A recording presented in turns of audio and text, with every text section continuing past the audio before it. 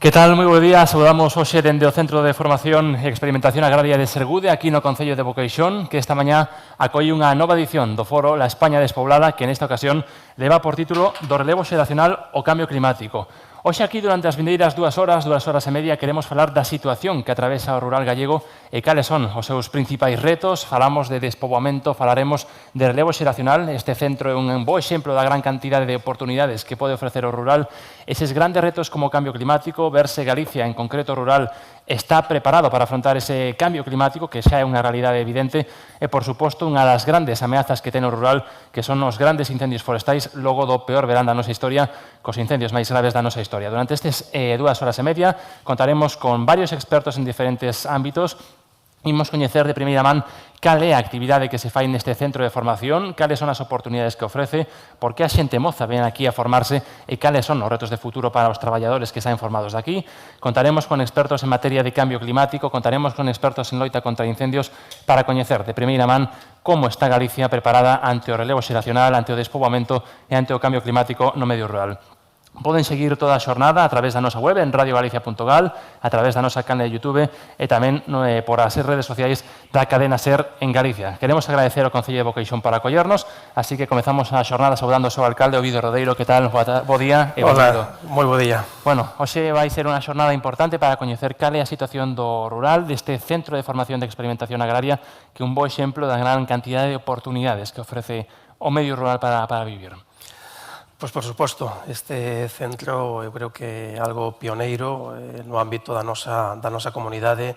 Por aquí pasan moitos alumnos, cada vez máis alumnos, e creo que conta cunha formación de primeirísimo nivel, e iso é fundamental, sobre todo, para, como ben decías, para darlle continuidade ás nosas explotacións, tamén para o ámbito forestal. Bueno, en definitiva, eu creo que se estivo apostando moito por este centro, con investimentos e tamén con nova formación. Polo tanto, eu creo que é o camiño que toca seguir para formar o mellor posible aos futuros traballadores do ámbito do sector primario. Logo imos falar polo miúdo con eles, temos o director, temos alumnos, exalumnos, pero tamén queremos coñecer hoxe o Concello de Boqueixón, alcalde, que ofrece un bo número de oportunidades para comezar un proxecto vital aquí.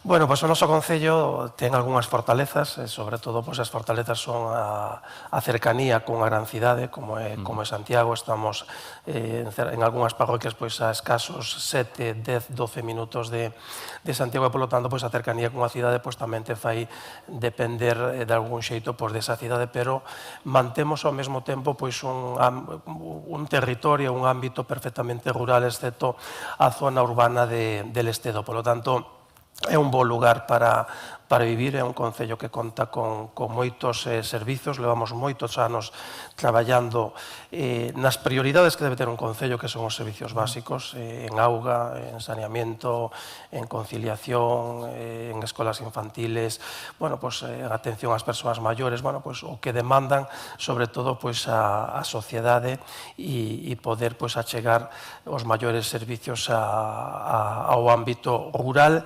que neste caso posiblemente en moitos aspectos poida contar con moitos máis servicios que poidan ter o mellor o ámbito rural, incluso do noso entorno e mesmo das cidades. Imos ir ao concreto a eses puntos que acaba de mencionar, a rede de saneamento, importantes avances nos últimos anos, que tamén é importante para un concello rural. Bueno, nos levamos moitos anos investindo en saneamento.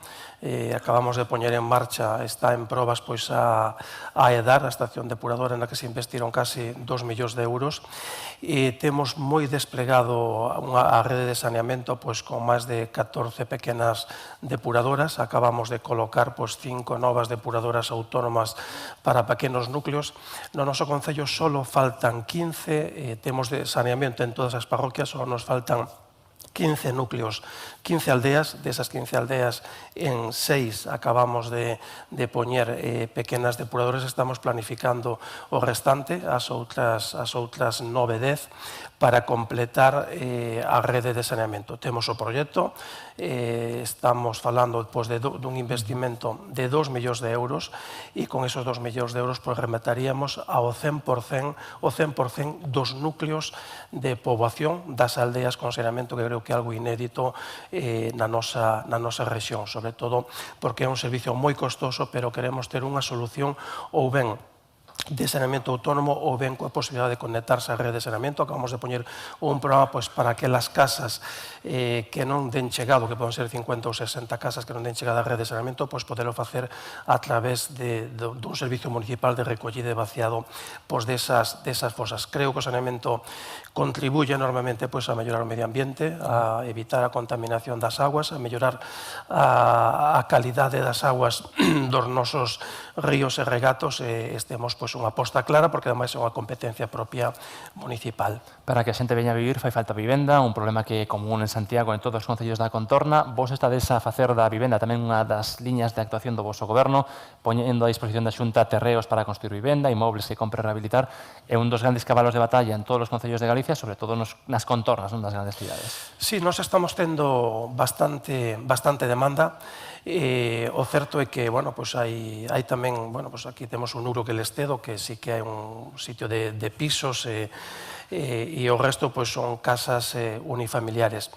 Para poder ter un bo servicio, además do saneamento, o noso concello, eu creo que son dos poucos que existen donde é algo inédito, temos o 100% de agua en todas as casas. Todas as casas teñen acceso ao 100% de agua. Estamos falando desde Lavacolla, desde o aeropuerto de Lavacolla hasta Vila de Cruces, a Silledo Astrada, hasta a provincia de Pontevedra, cunhas diferencias de altura moi importantes.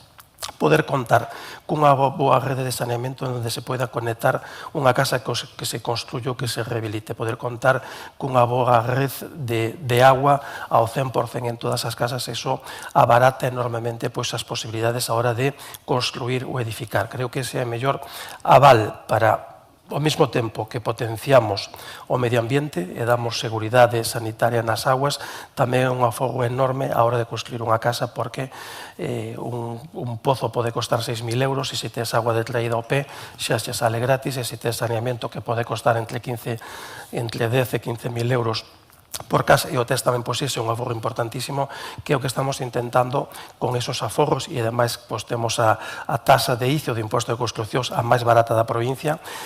Son os 3 elementos que estamos poñendo a disposición das familias ou da xente que queira facer unha vivenda en vocación, telo sería xa un gran aforro. Por lo tanto, efectivamente, na vivenda hai moita demanda neste momento, e en vocación tamén.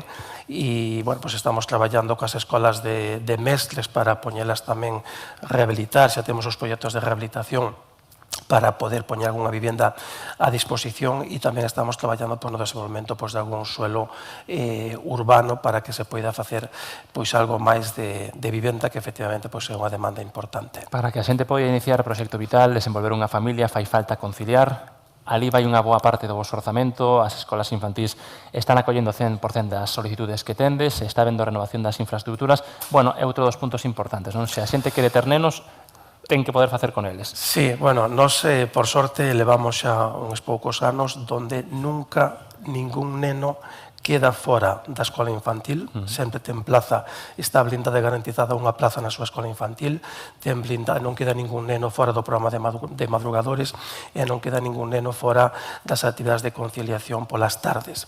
A maiores temos un pequeno cheque de 400 euros para os nenos, para os nacidos, de consumo no comercio local. Non deixa de ser unha medida singular, pequena, pero que tamén marca un pouquiño a cale a liña que queremos seguir. Por lo tanto, eu creo que para os máis novos a conciliación é algo fundamental e algo moi demandado, e temos a sorte de que ningún neno quede fora de ningún desos programas de conciliación ou da escola infantil que é da nosa competencia. Despois, no sistema educativo, tampouco temos ninguna tensión á hora de que quede ningún neno fora, polo tanto, esa é unha medida de conciliación para os máis pequenos. E para a xente maior tamén, sodes o concello con máis casas do maior, importante tamén atenderos a eles. Sí, posiblemente nos estamos atendendo sobre 60, 70 familias cada ano en materia de axuda a domicilio. Eso representa un investimento de 800.000 euros ao ano no servicio de axuda ao fogar, que é o servicio no que máis investimos e no que se está apostando. Ademais, o noso concello conta xa desde fai tempo cunha residencia de 100 plazas de persoas maiores para darlle cobertura ás necesidades que poida haber no noso concello, e acollemos xente maior tamén de outros concellos, e vimos de poñer en marcha a terceira e a cuarta casa do maior, que é un servicio moi interesante, gratuito para as persoas maiores de 65 anos, onde poden facer unha serie de aquelas persoas que viven solas ou que non teñen tantos recursos ou tanta compañía.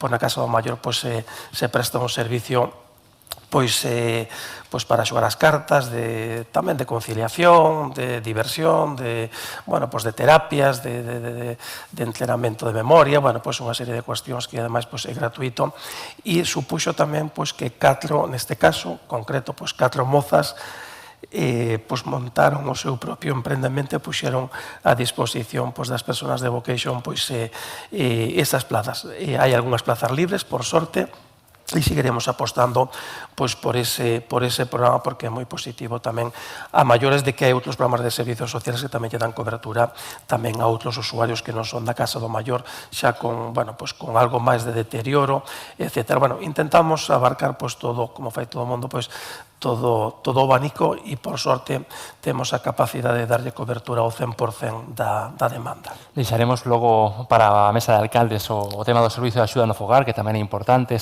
un dos grandes quebradeiros de cabeza para todos os concellos, pero xa que estamos aquí, falábamos antes do bonito que esta contorna e todo o que hai que ver aquí no concello de Boqueixón. Está o Pico Sacro, a ruta de pescadores do Ulla, tedes festas por un montón, a Filloa del Estedo, Sinerais da Ulla, que é un concello tamén para pasalo ben. É un concello no que este é un concello sobre todo onde o sector agrario ten moitísima forza, que se foi transformando enormemente. O sector secundario tamén ten forza. O sector turístico está empezando así con pequenas casas de turismo, pero sí que é un concello ideal, é dicir, para vivir tamén, porque mantemos a esencia do mundo rural ao 100%, excepto en Estedo, que é un núcleo urbano, como decíamos, ten lugares maravillosos. Temos, como ben decías, o Pico Sacro, que moi ben o defineu Castelao como altar de Galicia, o Otero Pedrallo como o cume ou montaña máis bella simbólica de Galicia. Un sitio onde o peregrino que chega a Compostela sabe que está chegando, porque divisa desde moitos sitios o Pico Sacro, que é ese gran elemento vertebrador da nosa comarca, o mellor mirador de Compostela. O río Ulla tamén é outro atractivo, e despois tamén a esencia do medio rural, das aldeas tradicionais de sempre, das parroquias tradicionais de sempre, que se conserva o 100%. Creo que é fundamental o sector agrario e o sector forestal. O sector gandeiro aquí está tirando de que non quede unha sola hectárea de terreno sin traballar. Creo que iso é o mellor forma de prevenir tamén os incendios forestais, e, polo tanto, creo que é un lugar para visitar, para vivir, do que eu non podo decir máis que sentirme moi orgulloso. Convidamos a xente que veña tamén a visitar este concello de Boqueixón. Alcalde, non marche moi lonxe, porque falaremos logo na mesa de alcaldes sobre eses retos que ten o lugar, o rural, pero gracias por abrir esta xornada e gracias por acoller este foro de la España despoblada. Moitas grazas a vos e benvidos a Boqueixón. Agora que xa temos introducida a xornada, imos ir dando benvida aos nosos seguintes convidados que vayan subindo para aquí, para a mesa, para falar nesta primeira mesa na que queremos analizar cal é o futuro e o reto que ten o relevo xeracional aquí no rural. Imos falar de oportunidades, dos retos que ofrece traballar no rural para poder desenvolver un proxecto vital. Dicía o alcalde que é importante eso, que haxa vivenda, que haxa políticas sociais, pero tamén ten que haber oportunidades laborais, e o Concello de Boqueixón é un exemplo delos. Imos a recibir agora a xente do Centro de Formación Agraria e Experimentación de Sergude para coñecer cales son as realidades, por que a xente moza está estudando aquí e cales son os proxectos que poden acometer. Na comarca do Ulla, a carón da milenaria Compostela, unha figura alzouse impoñente desde os albores dos tempos que o ser humano pode lembrar. Aquí latexa un monte sagrado, primeiro para as crenzas pagás e despois para o cristianismo, que dá acubillo a quen vive nestas terras e tamén a quen as percorre.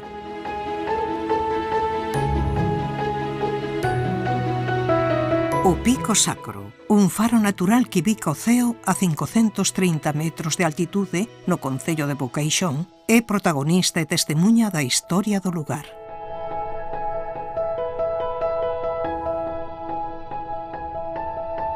Fronteira e refuxio, a súa silueta mesmo dá forma e razón de ser ao escudo deste municipio. Esta montaña perdura como símbolo polo seu papel no pasado e no presente, pola súa presenza na literatura galega e no eido relixioso, pola singularidade a nivel xeográfico e xeolóxico, e por ser fonte constante de mitos e lendas.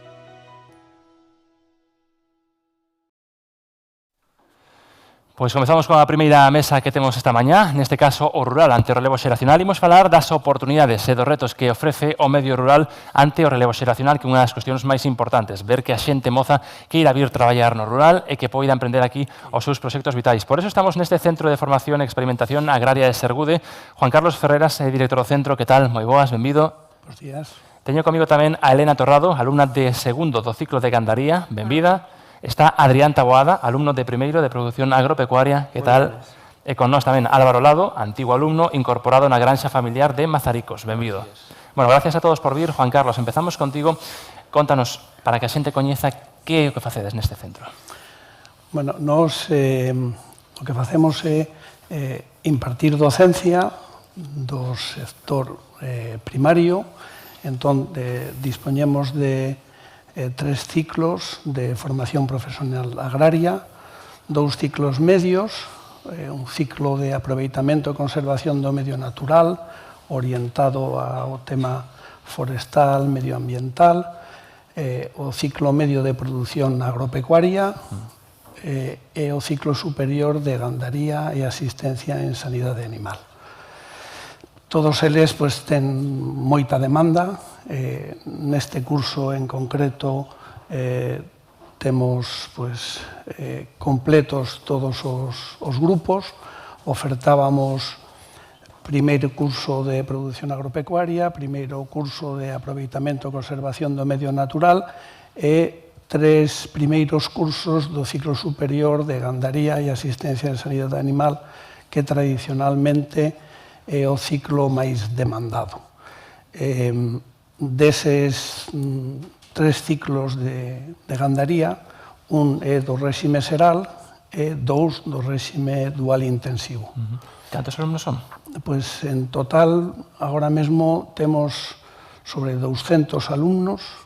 Para o próximo ano esperamos incrementar en 22 máis, que é o tope, xa non nos caben máis. Temos incluso que habilitar unha aula nova porque necesitamos 10 aulas, que son 10 grupos de 22 alumnos. Estamos aí buscando o espazo para que estén cómodos e ben. Agora coñeceremos de primeira man as súas realidades, pero, bueno, cales son os perfis? Non sei se xente que ven da tradición agraria, hai todo tipo de perfis. Que estudantes temos aquí? Pois mira, hai moita variedade. En primeiro lugar, eu creo que debemos suliñar que hai un porcentaxe maior de mulleres que homes. En segundo lugar, hai fillos de gandeiros, fillos de agricultores, alumnado que procede do medio rural, pero en unha porcentaxe dun 60% máis menos, e un 40% procede de zonas urbanas, de fora da nosa comunidade autónoma tamén, ou de zonas que non son tradicionalmente gandeiras, como pode ser as zonas da costa, de Marín, de Ribeira, etc. Dicía antes vostede que a demanda está completa, que quere ampliar o número de plazas, por lo tanto, entendo que hai interés entre a xente moza en adicarse ao rural e formarse en actividades relacionadas co rural, en contra do que en moitas ocasións digamos ou vendamos. Sí, bueno, nos últimos 4 anos temos incrementado o ciclo superior de Gasa dende o ano 2021 quedaban na lista de agarda 60, 70, 80 alumnos, alumnas que querían cursar no noso centro o ciclo superior e que non tiñamos plaza. Entón, o que fixemos foi ir incrementando paulatinamente, en lugar de 22 prazas, incrementar a 44 e, posteriormente, a 66. Eu penso que a formación é un dos pilares máis importantes do sector gandeiro, do sector agrario, do sector forestal. Un gandeiro formado vai ter unha granxa moito máis rendible económicamente, sen rentabilidade non é nada, porque, ao fin e ao cabo, ten que ter a idea de que van ser empresarios e que ten que ter un negocio que sea rendible. Vai ter mellores coñecementos de benestar animal e vai manexar mellor os animais en condiciones de benestar animal e, sobre todo, vai ser unha granxa máis sostible, vai velar mellor polo medio ambiente. Cando falades con eles os primeiros días e preguntades, bueno, por que estades aquí, que vos interesa, que vos contan, cales son os intereses polos que deciden formarse aquí, ou cales son os motivos polos que cree vostede ou que intentan ou queren iniciar un proxecto no rural? Pois, mira, recentemente tivemos a xornada de portas abertas, recibimos unas 20 familias, máis menos, a maioría, na conversa, por que queredes vir estudar a Sergude, que entendo que é un sitio moi atractivo, moi bonito, ben situado, pero a maioría deles porque ten o gusto por los animais, porque queren traballar e ter a súa actividade no medio rural, moitos deles porque tamén son fillos ou parientes de gandeiros, de agricultores, de persoas que se dedican á xestión forestal. E moitos tamén porque, sendo de Vigo, de Coruña, de Santiago, cidades de Lugo, que non ten ninguna relación co medio rural ou coa gandería ou o sector agrario, pois queren a súa visión de futuro é estar relacionado co campo. Bueno, pois imos preguntarlles a eles. Elena, por que decidiches formarte aquí? Porque sí, un pouco, non? Así, sin máis. Pero que foi o que te chamou? Non sei se planteaches alguna alternativa. Bueno, que te chamou? Sí, tiña outras, pero aquí dixen, ten a explotación arriba, supoño que haberá algunhas prácticas ali, que, bueno, ao final, pois, habrá máis ou menos. Pero bueno, foi o que máis me chamou ao final. Dende pequena estiveches interesada ou foi algo que foi xurdindo? Non, sí, desde sempre. Tes familia que traballa no medio rural? E cal é a expectativa, entón? Home, pois eu quero seguirme formando, porque si o que dixo antes Juan Carlos, no? Que hai xente que se quere formar, pero a maioría da xente, por exemplo, na miña clase, entra aquí porque quere acceder á veterinaria. Eu, por exemplo, non. Pero sí que me quero seguir formando, por exemplo, nunha ingeniería agrícola e agroalimentaria, e despois, pois, empezar a traballar na explotación familiar ou incluso seguirme formando noutras explotacións hasta que, sí. Hasta montar a túa propia, por exemplo. Exacto, por exemplo. Adrián, ti por que elixiches emprender esta formación? Eu aquí en Sergude, porque ao final xa meu pai xa estudiara aquí e pois tiña boa idea de vir para aquí. É moi contento aquí en Sergude. Tamén a pregunta é un pouco a mesma. Sempre tiveches claro este camiño? Foi algo que foi xurdindo ou como levache? Sí, ao final, como levo toda a vida no mesmo, pois é o que hai na casa, e gustoume, e neso quero seguir. No teu caso, o ciclo concreto, por que elixiches o que elixiches? Porque era o que máis me encaixaba. No que, coas miñas ideas, era o que máis me encaixaba. Estás contento, bueno, como estás sendo a experiencia, estás só en primeiro, pero bueno, en todo caso, como levas? Moi contento, verdade, é unha especialidade moi divertida, pásalo moi ben e aprender moito. Produción agropecuaria, contanos que o que estás aprendendo e cara onde vai levar isto? Pois mira, aprendemos das vacas, que é o que máis nos interesa, sobre todo da maquinaria agrícola, e iso, sobre todo maquinaria, cultivos, que é unha cousa moi importante, e vacas. Dicías que levas toda a vida, non sei se sabiñas con algo de coñecemento ou completamente de cero. Coñecemento da casa, o sea, ningún. Coñecemento do que che explican na casa, pero ao final non é como daqui que é polo libro, que é o de verdad. Elena, no teu caso Gandaría, bueno, non sei se te sorprendeu máis só do que superas de antes, como de importante está sendo a formación que recibides aquí, como son os cursos? A ver, está moi ben, pero dende moi justo, outros compañeros dirán o contrario, pero a min o tema tanto de asistencia ao veterinario referirse moito a animales pequenos. É a min algo que non me gusta.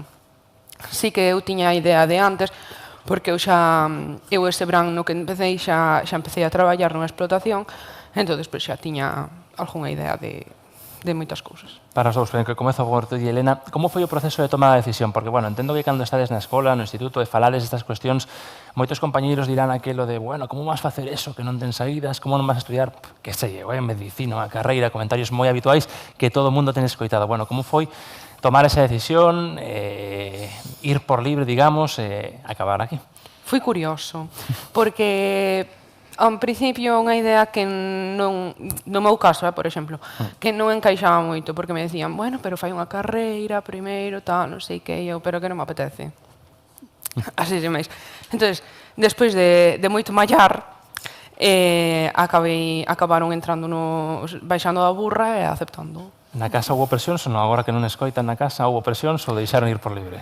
A ver, deixarme ir, non? En plan, deixarme, bueno, ti fai o que queiras, pero sempre está así, pero podes optar a outra cousa, non sei que. Pero, ao final, pois, ven que estou contenta, non? Entón, ao final, é o que conta. Que din os restos dos compañeros que están aquí, bueno, aparte deses que queren facer veterinaria, bueno, que proxectos encontras nos seus compañeiros, están máis ou menos na túa dirección? Na miña dirección seremos 3 ou 4, como moito. Despois o resto, pois, algúns a veterinaria, outros tamén siguen o camiño de que lle gustan os cabalos, entonces, pois, va un pouco por aí tamén. Pero outros xa non saben nin que facer para o ano que ven, entonces, pois, por aí. Adrián, ti tiveches que facer fronte a estes comentarios de por que vas facer isto pudiendo facer outras cousas, estudio unha carreira e logo xa vas vendo? Comentarios deses diarios, seguido. Pero, ao final, é o que dicían, quen vai vivir desto son eu. Así que terei que facer o que a mí me gusta. Meus pais tamén, se estudiaras, pero vamos a ver, estudiar hai que estudiar, pero do que non lle gusta. Quero pensar eu así, non? E aquí estás estudiando, que che gusta, e aquí estou, a moito romperlle a cabeza, pois... Agora que veron que xa caeron da burra, bueno, Ahora están contentos, ahora están contentos. E ao final, como lle axudar na casa e todo, e, bueno, por logo terá razón. Álvaro, ti pasaches por eso no seu momento, que ti xa eres alumno, ti xa acabaches aquí os estudios, pasaches por isto tamén, ou que? Sí, bueno, a ver, sempre houve, penso eu. Además, eu teño unha irmán que fixo unha carreira, e sempre houve así, mira a tua irmán, tal, non sei que, pero bueno, eu tamén tiña esa idea, era o que me gustaba, e fixo aquí e listo. Hai canto estudaches aquí?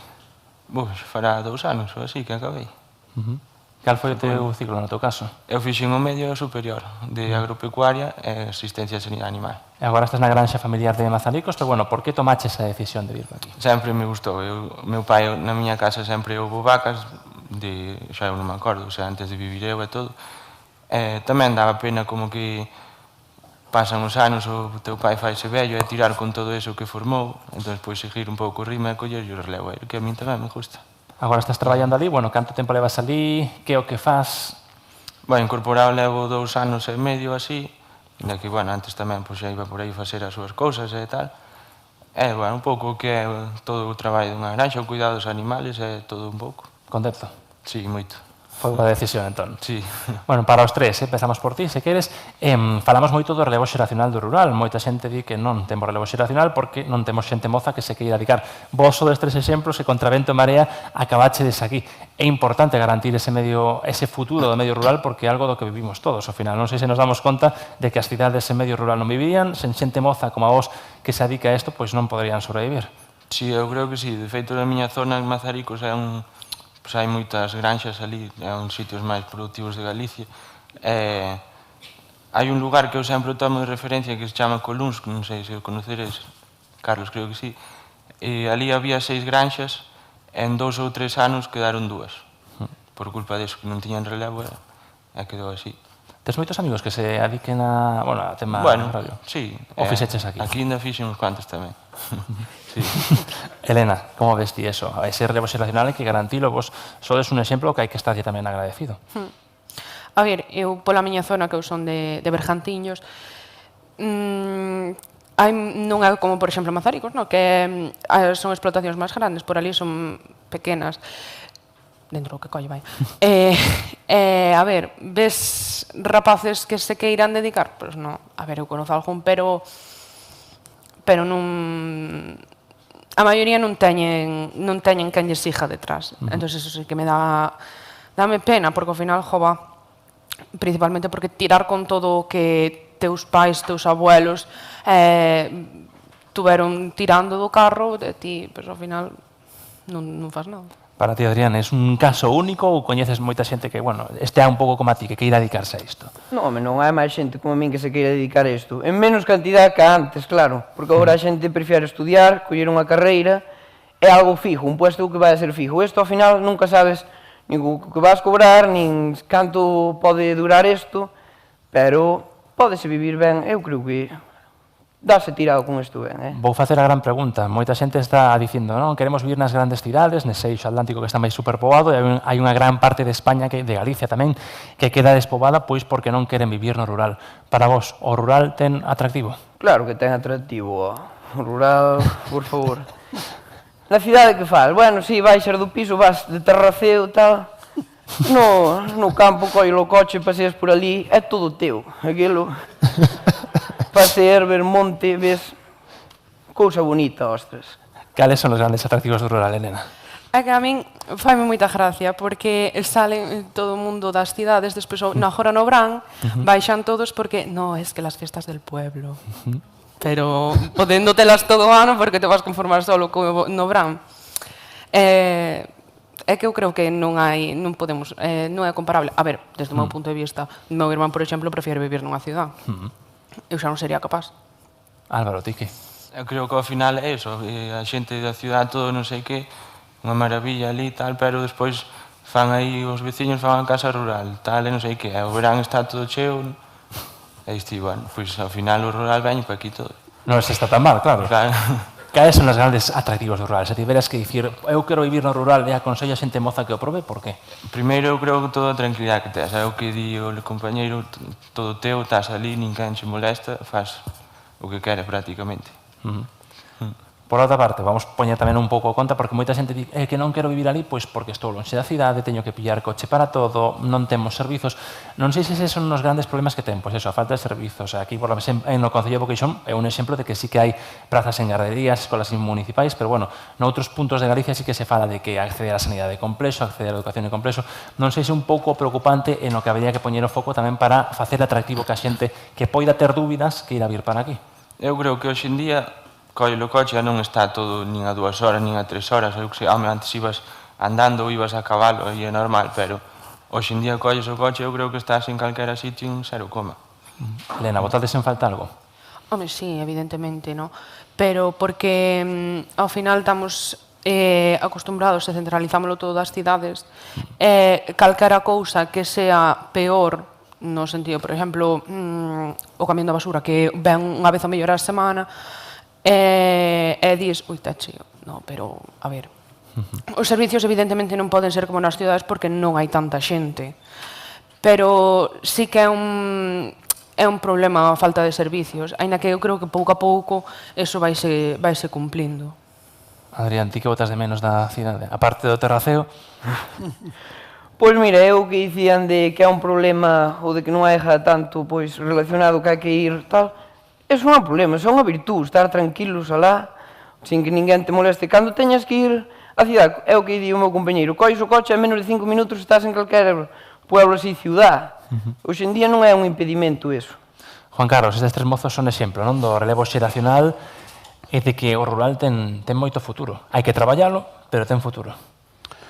Eu penso que sí, os resultados están aí. Nos incrementamos cada ano o número de matrículas.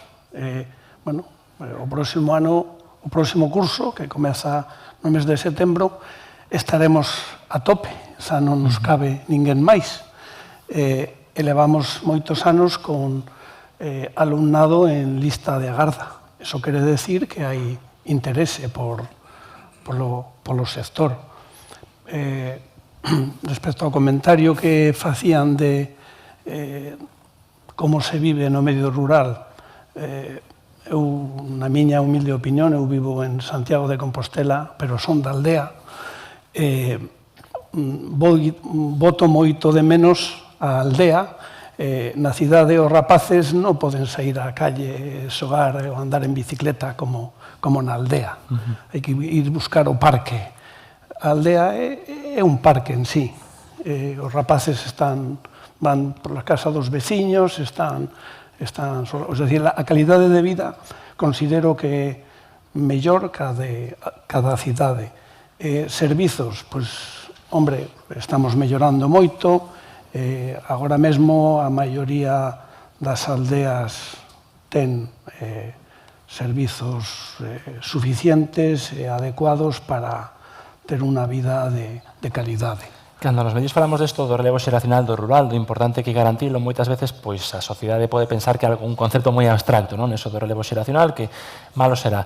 Pero é importante garantir que haxa, non deixar que o rural morra, polo que falábamos antes, non? O abastecemento das cidades, por exemplo, depende de que xente como eles se adique ás granxas, se adique a cuidar o medio rural, é importante garantilo. Hombre, por supuesto. Bueno, eu son de profesión veterinario e traballei dende o ano 85 na zona de Santa Comba e Mazaricos como veterinario rural e coñecín aldeas onde había 20 granxas con 400 vacas e agora hai 2 granjas pero con 1000 vacas. É un problema, claro, que vive menos xente nesas aldeas, pero viven moi dignamente, bastante mellor do que vivían fai 30 anos. Penso que, bueno, dende que Xosé Neira Vilas describía en Memorias dun neno labrego o que era a aldea, que falaba dunha mestura de lama e fume, onde os cans ouvean e a xente morre cando está de Deus, dos anos 60 hemos visto a evolución e agora penso que calquera persoa pode vivir do medio rural, do sector agrario, do sector gandeiro, do sector forestal, con moitísima dignidade e posiblemente bastante mellor que as persoas que viven na cidade. E como facemos para que a xente o vexa?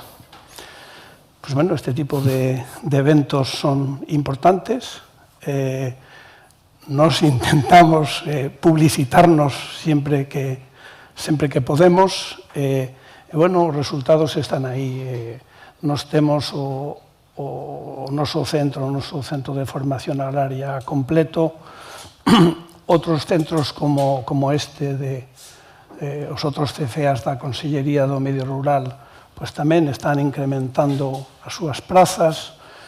Creo que, bueno, temos que todos poner un pouquiño da nosa parte para animar a xente nova a que non marche do rural os que están e algunos que retornen e facer que as aldeas, os lugares, pois sean sitios agradables, onde se viva ben. É moi importante que as administracións pongan os servizos necesarios para que esa xente non teña as diferenzas cos servizos que hai nas cidades. Entendo que non va a haber un cine, que habrá que ir ás Cancelas ou a algo así, pero, bueno, el tema da fibra, de internet, las cabeceras de comarca ten que dispoñer de bons servicios médicos, de instalacións deportivas axeitadas, etc. E tamén, bueno, pues tal vez igual haya que disminuir os impostos no medio rural, nos lugares e nas aldeas, deixar exentos de IBI, por exemplo, ahora que ven aquí alcaldes, para que así animen a que a xente retorne e viva no rural e do rural. Quedan feitos estes apuntamentos, logo falaremos con eles. Dicían antes os rapaces que moita xente coñece o medio rural pois polas festas de verán, agora polo bo tempo, veñen aquí, gustalles. A pandemia supuso un cambio de paradigma. Moita xente comezou a fuxir, digamos, das cidades e descubriu o que tiñan non tan lonxe. Eu penso que sí. Cando te obligan a estar confinado en un habitáculo de 80-90 metros cuadrados, botas de menos estar na aldea onde, bueno, podes sair e como tineles, todo é meu. Vou visitar as fincas, vou visitar os animais, teño moita máis liberdade de acción que na cidade. E, dende logo, penso, bueno, todo o mundo o ten comprobado que incrementouse o número de habitantes que querían vivir no rural. Outra cosa é vivir do rural, que é algo distinto. Podo facer un chalé aquí en Sergude, pero non teño relación co sector primario. É moi importante porque, como comentabas, comemos todos os días, temos esa mala costumbre, a maior parte da comida procede do medio rural, bueno, e do mar. Como o medio rural non funcione, estamos perdidos. Imos mirar cara ao futuro, Adrián. Bueno, cal é o teu proxecto? Que te gustaría facer unha vez que remataras aquí a formación? Por onde quererías tirar? E logo se ves eso, como estábamos comentando, non? A importancia de que sexa rendible vivir do rural, sexa posible. Bueno, cal é, digamos, a folla de ruta que tes? Por onde te gustaría tirar? Bueno, pois as miñas ideas serían seguir co establo de meus pais. Pero é o que diste, o do rendimento. O establo ten que ser rendible. Non é só porque che gustan os animales, claro, pero se non dan para aguantar o peso do establo, pois o choio é ese, que o establo sea rentable. Eu seguiría co establo. Logo falaremos, temos aquí a xente de Unións Agrarias sobre esta cuestión. Unha das denuncias habituais é precisamente que os prezos que se pagan pois non dan para cubrir gastos, sexa de leite, sexa de carne. Entón, hai moito que loitar e seguir, bueno, defendendo os vosos dereitos, claro. Temos que loitar, pero se nos gusta, nós tiramos para diante, non hai problema con eso. Bueno. Elena, ti como ves? Eres optimista de cara ao futuro? Crees que, bueno, isto pode dar unha forma de vivir? Podes iniciar proxecto vital? Gustaríache facelo aquí? Sí. O sea, aquí onde ten a explotación familiar, gustaríame, sí, despois de acabar de formarme ben, é algo que me gustaría. Eso tes explotación familiar, supoño que eres coñecedora, non, das dificultades que ten, cales son os principais problemas que contan os teus pais, a túa familia, por onde pasan eses problemas? Sí, a ver, eu é o que veixo no traballo tamén, no, que cada vez o leite a tal hora pagan menos, pero por qué? Porque a xente non quere pagar €1,5 por un litro de leite. Entonces, se non queremos produto, imos ter un bo produto, imos ter un produto de mala calidad, que nos gusta ainda menos. Entonces, é a pescadilla que se morde a cola. Isto é interesante. A xente coñece ou é consciente da calidade do produto que se produce aquí en Galicia, por exemplo. O leite é riquísimo.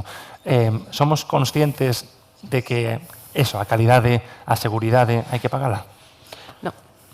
Non, porque despois imos a McDonald's e temos unha carne que iso é de todo menos carne, pero conformámonos con eso porque é barato. É porque se lle bota, sabe Dios que cousas, para que este ben, pero despois vas ao supermercado e compras unha hamburguesa feita ali, entón xa sabes o que é bo. Álvaro, ti xa levas tempo traballando, cales son esas, digamos, dificultades que atopades, eses retos aos que hai que facer fronte no día a día da explotación? Vais ao lado idílico, cales son a realidade concreta do día a día? Eu creo que o máis así o máis relevante é a subida e baixada de precios que prácticamente cada mes cambia eso. Entón son as pegas máis grandes, pero bueno, hoxe en día creo que os tempos cambiaron moito, non te matas como non sei, como fará 30 ou 40 anos traballando na granxa, que apenas había tecnologías, apenas había maquinaria, apenas había nada. Creo que hoxe en día está todo moi ben como para non estar aí. O sea, se che gusta, eu creo que sin dudarlo. En comparación con o que tiñas os teus pais o que tes ti agora que estás traballando ali, houve moitos avances técnicos, tecnolóxicos que supoño que fan máis fácil, non, o traballo. Sí, a ver, eu obviamente fai 40 anos non vivía, non, pero a según contan os meus pais, os meus abuelos e toda a experiencia, pois non ten nada que ver con antes. Hoxe en día hai moitos avances e cousas que che facilitan moita vida. Juan Carlos, mudou moito, non? O panorama, supoño que tamén aquí neste centro tedes que adaptarvos, non, a esa nova realidade, agora de formar, non sei se a inteligencia artificial tamén vai chegando aquí ou chegará, bueno, eso tamén supón un reto para vos, non, a hora de plantear a formación. Sí, a inteligencia artificial está chegando sobre todo cando os profesores encargan traballos aos alumnos. Sí, claro. Pero bueno. Adriana, seguinte, usas moito ChatGPT ou que? Eu non teño opinión. Non teño opinión. Pero, sí, evidentemente temos que estar cos tempos. Para un centro é moi difícil poder ter a última maquinaria, últimos sistemas, e tal. Entón, o que facemos é visitas de formación complementaria a distintas granjas ou explotacións gandeiras ou agrícolas para ver in situ novos sistemas de ordeño. Nos temos unha sala de ordeño tradicional, porque temos granxa de vacas, tenemos granxa de porco celta, tenemos un centro hípico, temos unhas ovellas e cabras, unhas galiñas, para que o alumnado vexa as especies máis comuns e as producións máis comuns. A nosa sala de ordeño é unha sala en espina de pescado de 8 puntos, moi velliña xa, pero claro, nos musimos 25, 30 vacas. É moi importante que o alumno, aínda que teña na súa casa ou na explotación onde vai a traballar robós de ordeño, ou vas milking, ou outros sistemas, ten que aprender como se prepara unha ubre, como se pone unha pezonera, como se fai a desinfección posterior e o tratamento. O que facemos tamén é, recentemente, no mes de abril, fixemos unha xornada sobre ensilado de herba con maquinaria de última xeración, en colaboración con casas comerciais, porque al final temos que estar en colaboración con o mundo empresarial dedicado ao sector para que traia aquí ese tipo de máquinas e enseñe aos alumnos como manexalas, como funcionan e demás. Entón, bueno, intentamos estar en contacto cos últimos avances tecnolóxicos relacionados co sector e como non podemos comprar un robot, unha máquina que cuesta igual 500.000 euros, porque nuestro presupuesto é limitado, pero sí facer visitas, traer aquí a demostracións, etc. Juan Carlos, director do centro, moitas grazas por estar con nós e parabéns pola actividade que estades a facer aquí en Sergude. Grazas a vos por esta oportunidade de poder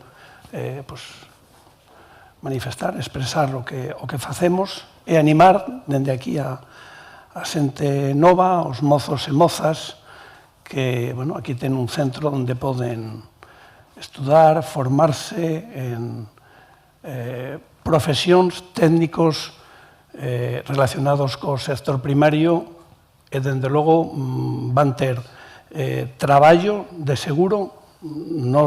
Nosas enquisas que facemos, o 98-99% do alumnado nos seguintes 6 meses atopa traballo no sector ou en actividades relacionadas co sector, co cual casi é mellor que estudiar unha carreira universitaria. Aínda que moitos tamén utilizan o ciclo superior de ganadería para dar o salto á universidade e cada ano matricúlanse 6, 8 alumnos de veterinaria, 2 ou 3 de ingeniería agrícola, con lo cual tamén está relacionado co sector. Pois oye, ese dato que 6 meses para atopar traballo, estar garantido, está moi ben, moi interesante. Sí, nos enviamos unos correos electrónicos a los antiguos alumnos, algunos contestan, outros non, pero dos que contestan, casi el 100% dos que contestan nos indican que sí, están traballando no sector. Importante eso, Adrián. Moitas grazas, sorte a seguir reivindicando así o rural. Moi ben, encantado. Elena, moitas grazas por estar con nós e sorte no futuro. E Álvaro, moitas grazas tamén. Bueno, facemos unha pequena pausa e agora falamos do reto, outro reto que ten o medio rural, que é o cambio climático.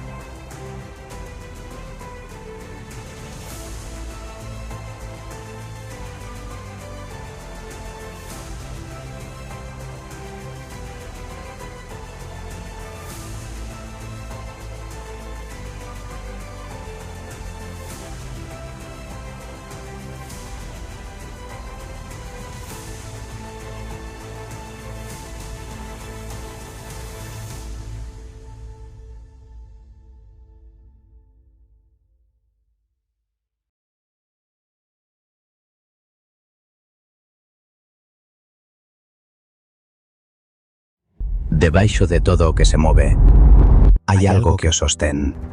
O cobre está en todo o que se move. Está nos motores que arrincan na liña de saída, nos barcos que cortan a ría, nas medallas que colgan do pescozo, nos cables que levan a luz ata o último campo da aldea. O cobre move o mundo. En Galicia tamén move o deporte. En el mundo de la vela nos aprovechamos muchísimo del cobre, entonces no se le puede dar la espalda. A nosotros nos llega como un mensaje de que el deporte femenino y el deporte minoritario también existe. Es muy importante para los clubes pequeños como nosotros el sentir, ¿no?, que hay grandes empresas como Cobre San Rafael que no dudan en participar con nosotros y en apoyarnos. Chega unha empresa como a Cobre San Rafael, por darche un impulso grande que é o que necesitan os clubes. Ya no solo deportivo, económico, sino también social, que es muy importante tanto para el club como para las familias que forman parte del mismo. Os deportes minoritarios non teñen moita financiación, hai que traballala sobre todo no sector privado. Sin eles, isto para min é moi difícil sacalo adiante, e gracias de corazón, e que entre todos pois, que o deporte siga adiante. Gracias, Cobre San Rafael! Compromiso coa terra que nos une.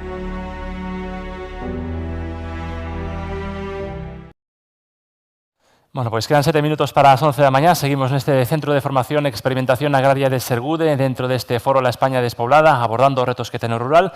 E agora imos falar dun dos maiores retos que temos en todo o planeta, pero tamén o medio rural. Estefanía Barca, profesora e investigadora da Universidade de Santiago de Compostela, do CISPAC, experta en cambio climático. Que tal? Boa tarde, benvida. Boa tarde. Bueno, a pregunta directamente xa, o reto climático, o cambio climático é o reto máis importante que temos como sociedade? Claro, é un desafío moi grande, pois afecta a todos os restantes desafíos. A crise climática impacta non apenas os sistemas terrestres, os ecosistemas, mas tamén a saúde e a seguranza humana, a vida das persoas. E a disponibilidade de un ambiente seguro para o desenvolvimento da vida e a partir da agricultura e, polo tanto, da seguranza alimentar, isto tamén algo que xa falamos antes, e tamén a disponibilidade de todo tipo de recurso, do recurso del cale depende a vida humana.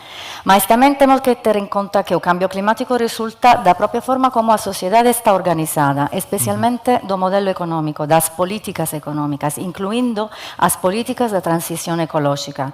Pois hoxe sabemos que as políticas do crecemento verde, da economía verde, as políticas que hemos ido perseguindo desde os anos 90 fallaron completamente. Pois neste 30 anos as emisións de CO2 aumentaron exponencialmente respecto aos níveis anteriores. Entón, temos que entender que o reto principal para enfrentar esta crise é cambiar o sistema económico, pois esta é a causa do cambio climático. E para isto necesitamos de un esforzo absolutamente extraordinario, sen precedentes na nosa capacidade de imaginar, proxectar e actuar democráticamente o cambio sistémico.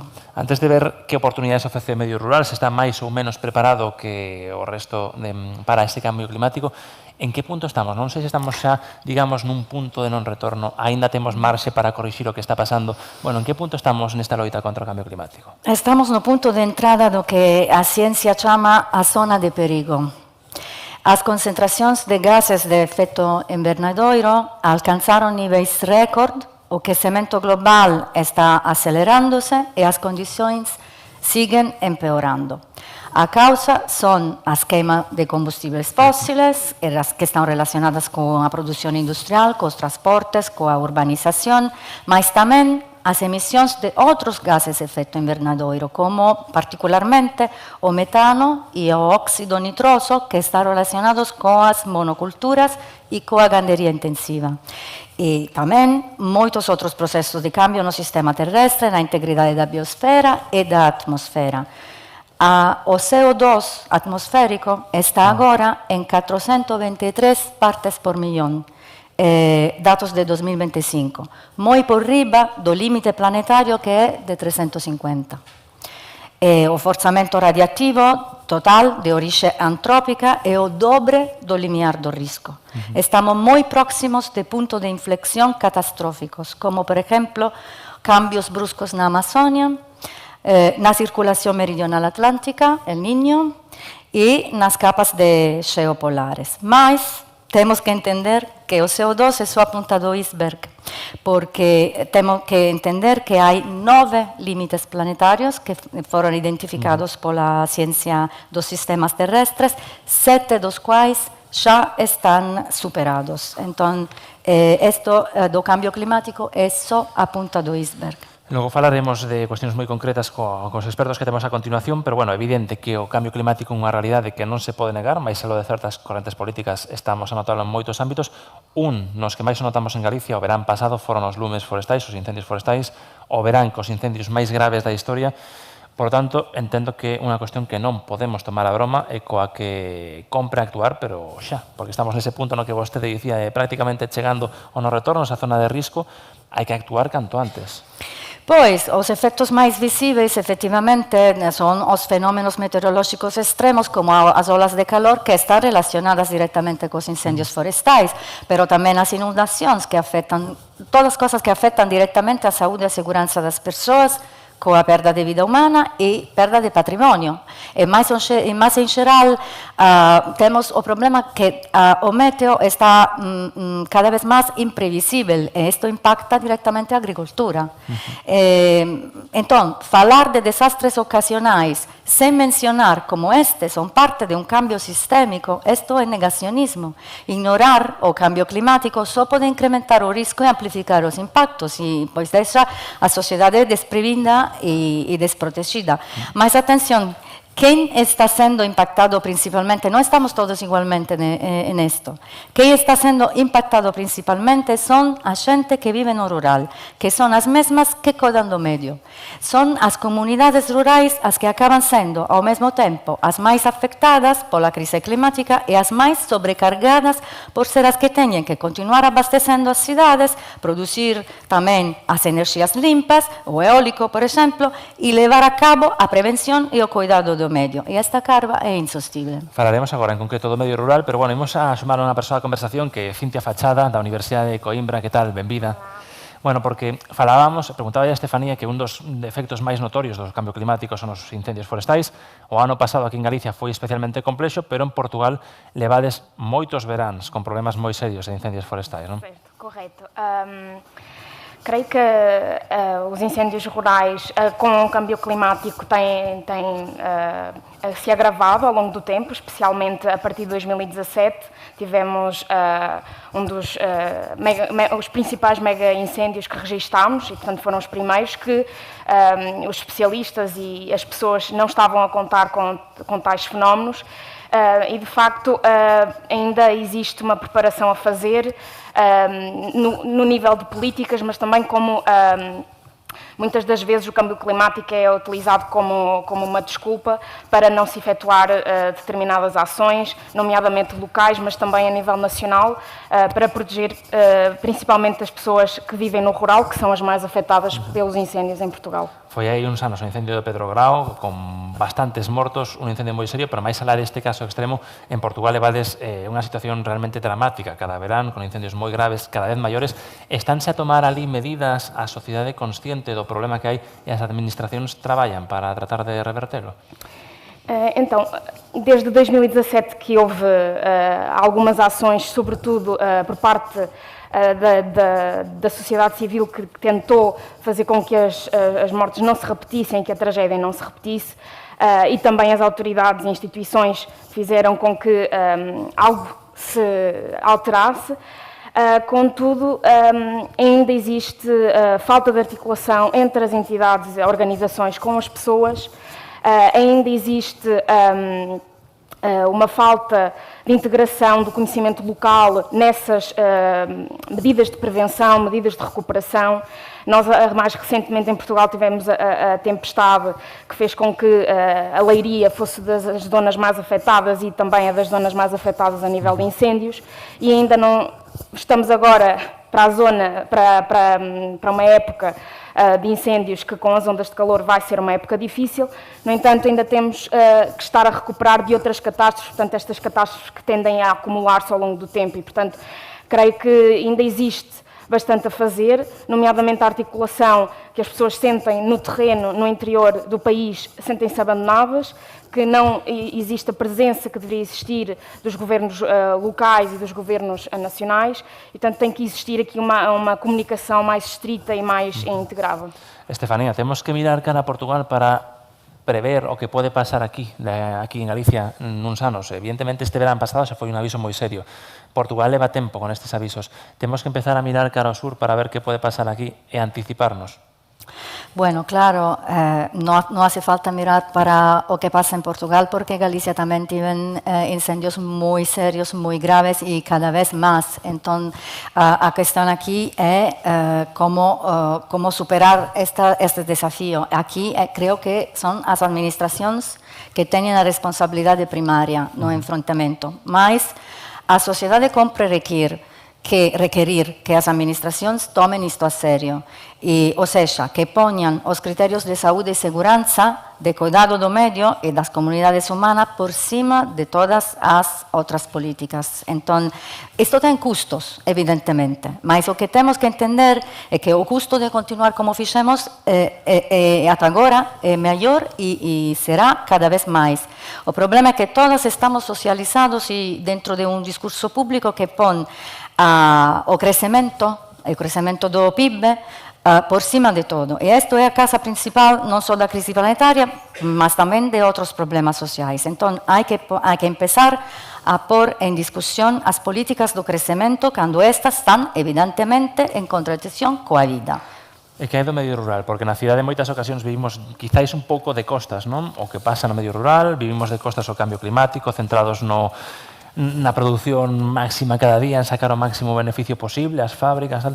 O rural ofrece posibilidades para conectar un pouco máis ca natureza, entender mellor o problema do cambio climático, e non sei se incluso podemos falar en algúns puntos do rural dese refuxio climático. Bom, isto pode ser, mas o que quería decir é que o rural, non temos que ver o rural como un lugar afastado, pois o rural está absolutamente complementar ao urbano.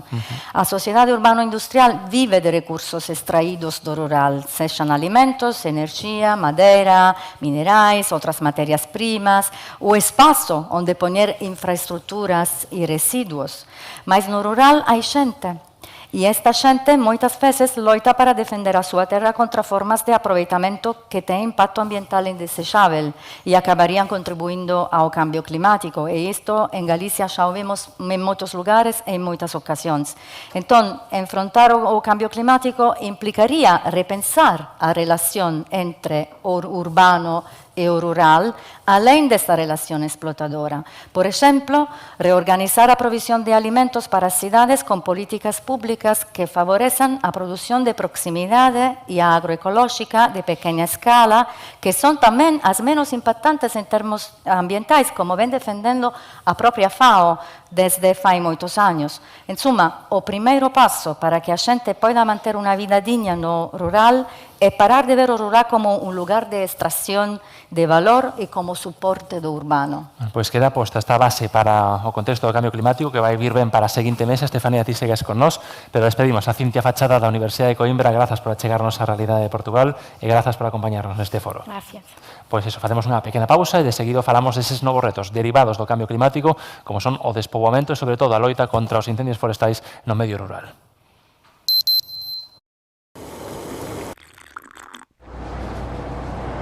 Quen consegue esquecer o urxente fica co único importante.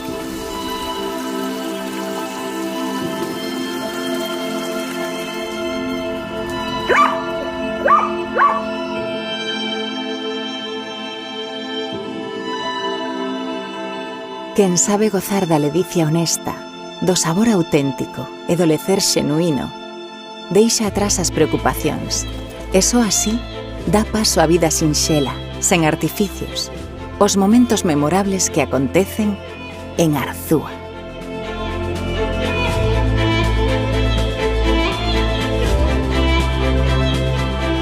Unha vila onde a contorna rodea a quen se achega cos seus verdes brazos e lle ofrece o espectáculo máis exclusivo, o amencer bañado en mel e o discorrer polos leitos escritos das súas augas, ata chegar o solpor máxico da terra do queixo. Así comeza un novo capítulo na memoria de quen a visita, de quen a percorre, e paso a paso se deixa acoller pola amabilidade das súas xentes. Con elas aprende de quen sabe gozar dos praceres máis terreais da vida. Arzúa é, ante todo, camiño, lugar de paso e reencontro, confluencia de trazados históricos que levan a Santiago.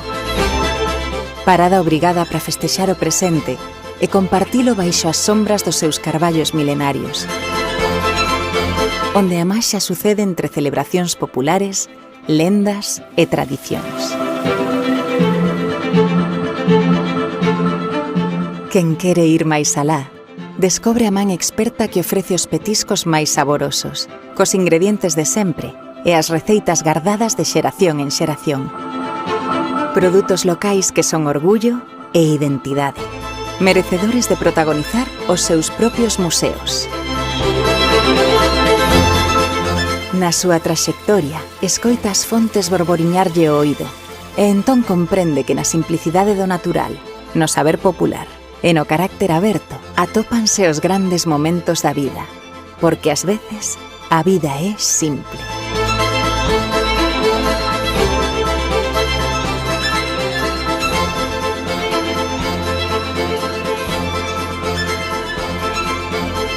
Simple como a vida mesma. Simplemente Arzúa.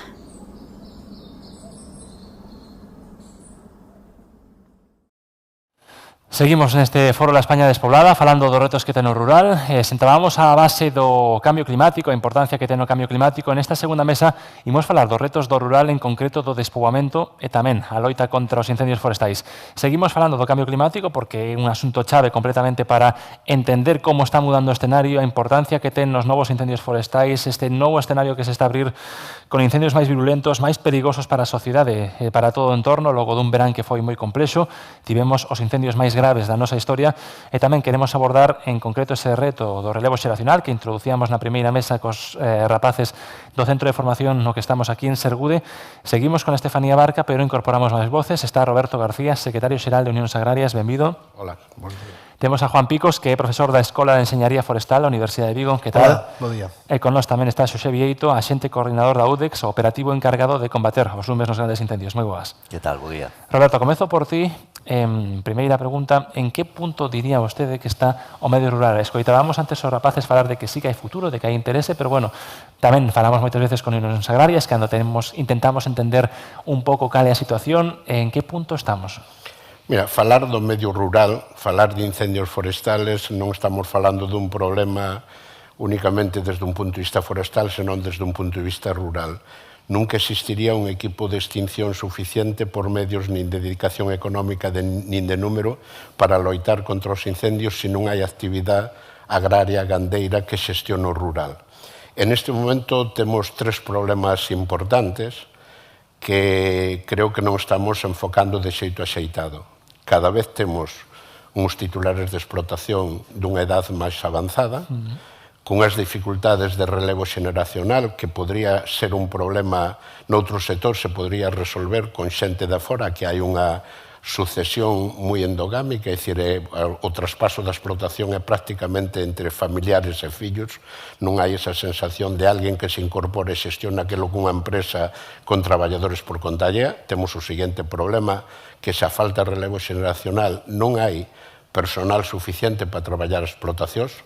O novo modelo de cierre de explotacións medianas e pequenas que estamos empuxando polo propio mercado con precios diferenciados que primamos o volumen frente ao outro papel da explotación mediana que xoga un papel máis medioambiental, territorial, etc. Un gandeiro de leite dunha explotación pequena cobra hasta 10 céntimos menos que unha explotación grande por leite da igual calidad. Por lo tanto, estámoslo empuxando fora do sector e leva a un terreno de que a falta desa mão de obra, a falta de personal para traballar nas explotacións, leva a un modelo que cada vez cerran máis explotacións pequenas e medianas. Estamos nun crecimento moi importante dun modelo de explotación empresarial que está tocando o teito por problemas máis medioambientales e por falta de mão de obra. Para que nos fagamos unha idea, unha explotación mediana ten de media en torno a 2 UGMs por hectárea e nas explotacións grandes estamos ante 4 UGMs por hectárea. Por lo tanto, van a ter o problema de falta de mão de obra, pero tamén problemas de exixencias medioambientales por falta de base territorial. E temos un terceiro que é que o relevo xeneracional, a incorporación de mão de obra, necesita resolver un problema de vivienda que permita que esos traballadores se podan asentar. Por lo tanto, nese triple papel hai un que enlaza directamente ca mesa, que é que o feito de que cada ano se cerre un número moi importante de explotacións non está levando a que a terra que abandonan esas explotacións se lle dé utilidade ás que quedan. E para poñer un exemplo que puxo en evidencia neste momento a firma do acordo de Mercosur. Galicia importa cada ano 3 millóns de toneladas de cereales, de soja, que veñen fundamentalmente do Mercosur. E ao mesmo tempo temos máis de 600.000 hectáreas de superficie agraria útil que foron abandonados nos últimos tempos por explotación, moitas delas incluso concentradas, que nos están utilizando polos gandeiros que quedan no sector, e que é imprescindible o ter un sector moi de precios baixos ou temos base territorial suficiente para producir máis barato ou o mercado nos termina expulsando. Hai que ir cara a un cambio de paradigma entrendo de todos, da sociedade e das administracións para facelo atractivo. Dicía antes Juan Carlos Ferreras que son cada vez máis alumnos os que queren estudar aquí, pero sí que é certo que falando cos rapaces todos coincidían en que adícanse a isto porque os pais o facían. O que dicía vostede agora, non hai unha, digamos, unha nova xeración que partindo de cero que era Danse dúas circunstancias que poden parecer contradictorias e non son. O feito que teñan as matrículas completas significa dúas cousas, que hai moitos fillos de agricultores que van a continuar ca explotación e que son conscientes que están manexando unha empresa con moitas demandas e que, polo tanto, non chega con continuar, que hai que formarse porque están manexando empresas de moitos miles de euros e cunha xestión económica. Pero demostra tamén a outra cousa, que cada vez con menos explotacións producimos máis. Fai 10 anos tiñamos 36.000 explotacións de leite que producían 2 millóns de toneladas. Hoxe apenas nos quedan 4.000 e producimos 3 millóns de toneladas. Que está pasando? Que o 80% da leite que se produce en Galicia, pero podíamoslo dicir o mesmo, 300 cebadeiros producen os mesmos becerros que 16.000 explotacións familiares en extensivo. En leite, o 80% do leite o producen apenas o 20% dos gandeiros. E o que hasta ahora estaba cerrando explotacións, ese leite o compensaban as grandes. Pero chega un momento que por legislación non poden ter máis de 850 vacas, por exixencias medioambientales, por un problema de contaminación, teñen xa un problema de crecemento.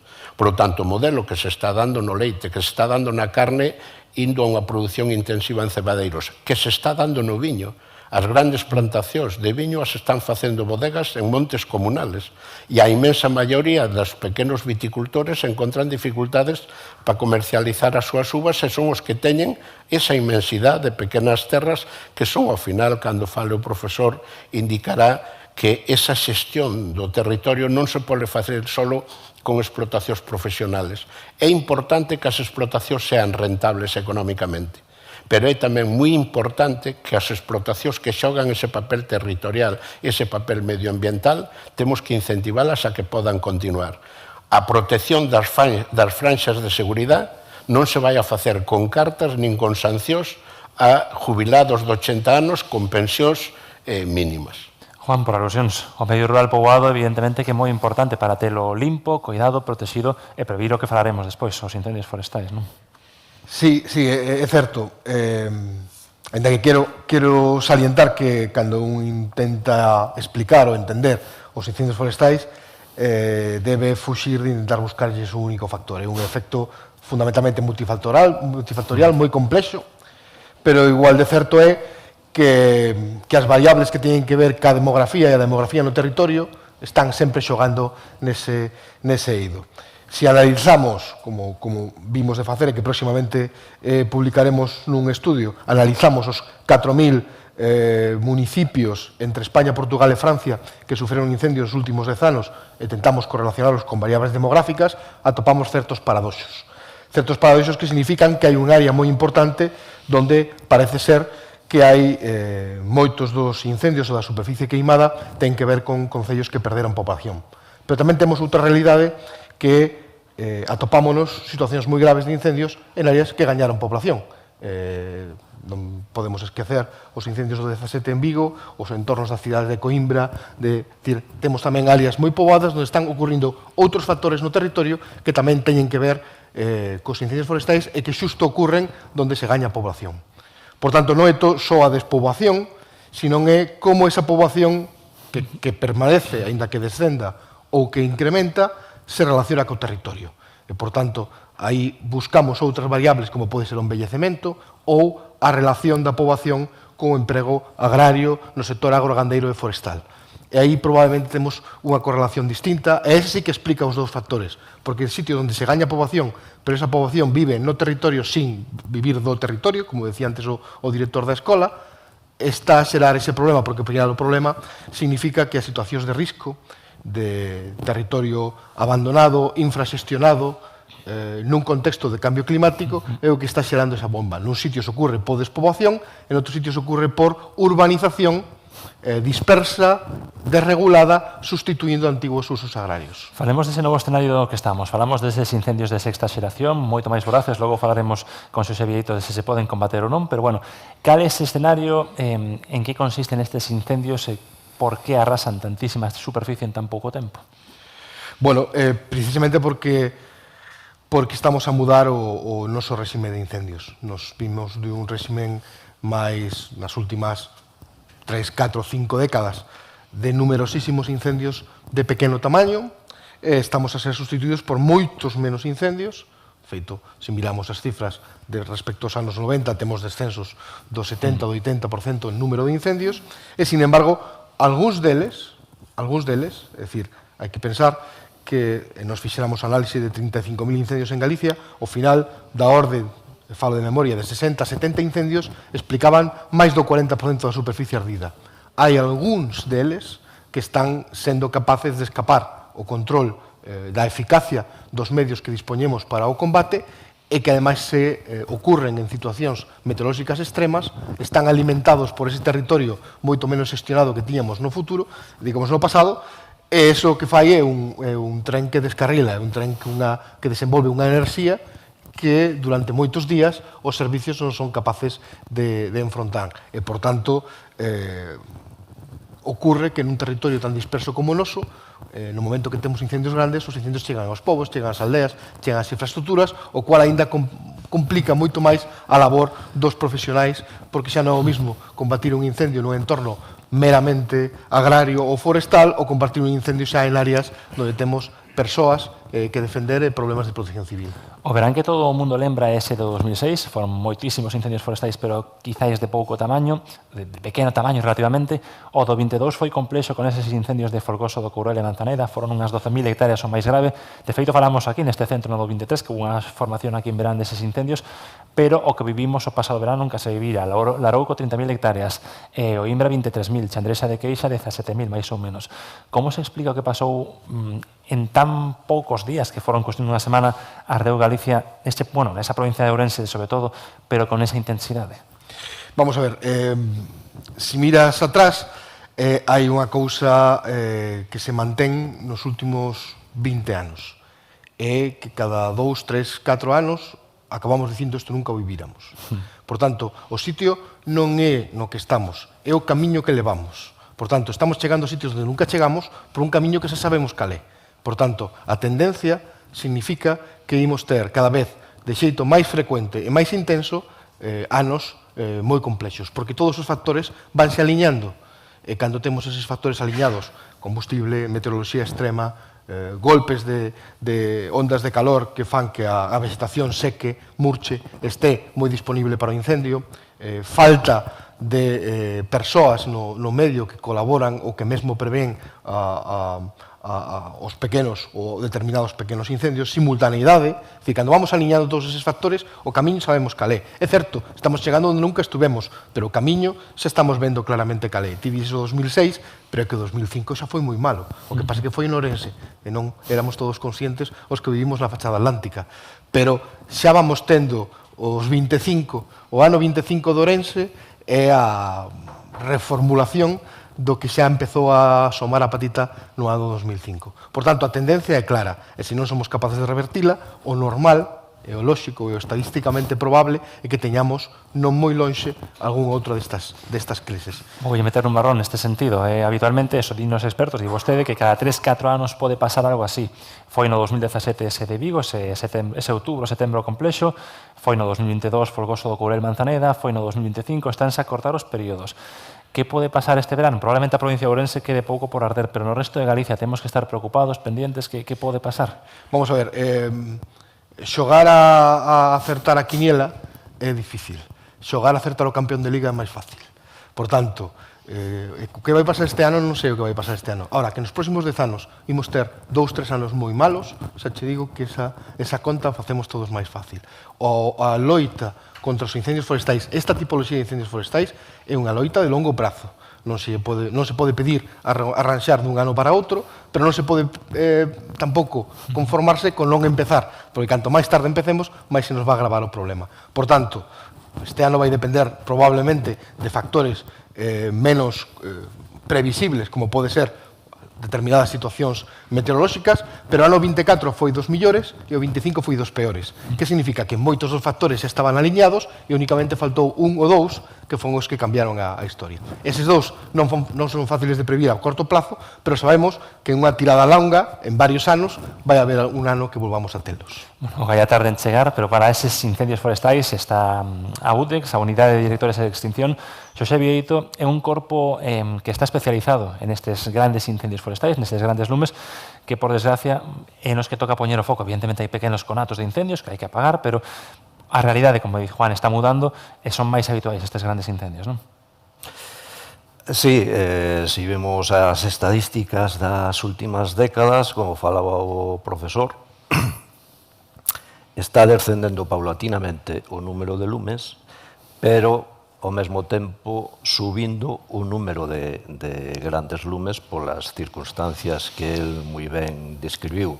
Iso sumado aquí en Galicia a alta simultaneidade que temos de incendios. En agosto o dispositivo estuvo controlando máis de 900 incendios, entre incendios forestais e non forestais. 18 deles, solo 18 deles foron grandes incendios e prácticamente os responsables das aproximadamente 120.000 hectáreas consumidas. E os tiñamos de maneira simultánea. Os grandes incendios, pois tiñamos de maneira simultánea en Macizo Central, en Larouco, en Oimbra, en A Mezquita, puntualmente en Vilaboa tamén, é dicir, simultáneamente. Eso supón un estrés moi alto para o dispositivo, porque estes incendios amenazan inmediatamente poboacións, nas poboacións na interface consúmenos moitos recursos para salvar as vidas humanas, que é o primeiro que hai que salvar, pero aínda así o dispositivo foi quen de que os outros 900 quedasen en pequenos incendios. Chegamos a ter alrededor de 1.000 kilómetros de perímetro activo. E, cando as circunstancias non lo permitiron, foron atallados antes de que viñesen as chuvias. É dicir, estabilizados antes de que viñesen as chuvias. Afortunadamente, as condicións era para que tivésemos víctimas humanas, tanto dentro do propio dispositivo como alleo ao dispositivo. Afortunadamente non ocorreu, si tivemos aproximadamente 74 personas feridas no dispositivo, algúns moi graves, de diferente consideración. Foron moitos incendios graves xuntos, como está comentando vostede.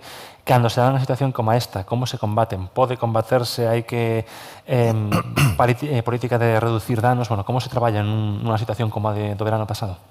Ben, os incendios, os grandes incendios principalmente foron centrados no Ourense Oriental, sur de Lugo, donde as circunstancias eran extremas. Como xa se dixo antes, tivemos previamente unhas ondas de calor e xa seguida en agosto cunha situación sinóptica de anomalías térmicas que provocaron que tivésemos unha seca complicada. Tíamos todo o combustible, todo o que estaba no monte de combustible fino, grosso e demais, estaba prácticamente todo disponible, era unha auténtica bomba. Entón, cando tú tes un lume que se está cunha velocidade de propagación superior a 3 km hora, tes unha tasa puntual de 2.000 hectáreas hora consumidas e demais, aí o que manda é a estrategia, é dicir, o análise do lume, que motores son o que o están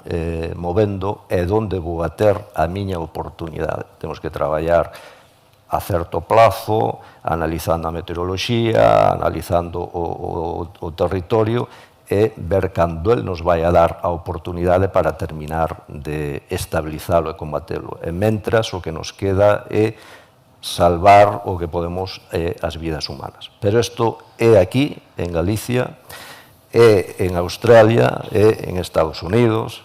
Non sei se recordarán vostedes cando a principios do ano 2025 a cidade de Los Ángeles estuvo totalmente sitiada e ali había un enorme dispositivo, falleceron 30 personas, non sei cantas casas, se consumiron e demais. Este é un problema global e, en determinadas circunstancias, a humanidade non ten medios para placalos como desexáramos. Temos que traballar con estrategia, ver cando nos dá a oportunidade, mentras salvar as vidas humanas. E traballar moito no que falábamos antes na prevención para que as nosas aldeas sexan máis resistentes e poidan sufrir mellor estos impactos e os medios de extinción poidan tamén traballar mellor para poder defendelas.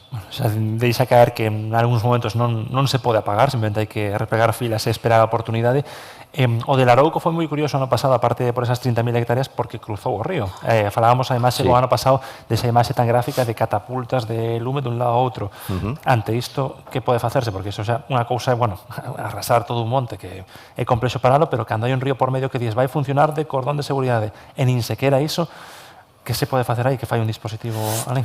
Bueno, no 2017 nos pasou un incendio de Portugal no condado e xa inmediatamente se levou por diante unha fábrica de madeira que xa foi unha cantidad de enerxía que se sumou ao incendio, pois eso en Larouco estivemos ao límite do que técnicamente se chama auténtica tormenta de lume, é dicir, ese lume foi onde tivemos as maiores intensidades, se registraron intensidades contabilizadas de 50.000 kilovatios metro lineal, pero posiblemente chegásemos puntualmente a 90.000 kilovatios metro lineal, propagacións de varios kilómetros por hora, tasa de crecemento puntual entre as, acórdome ben, entre as 16 horas do día 16 e as 3 da mañá do día 17 consumiu unha media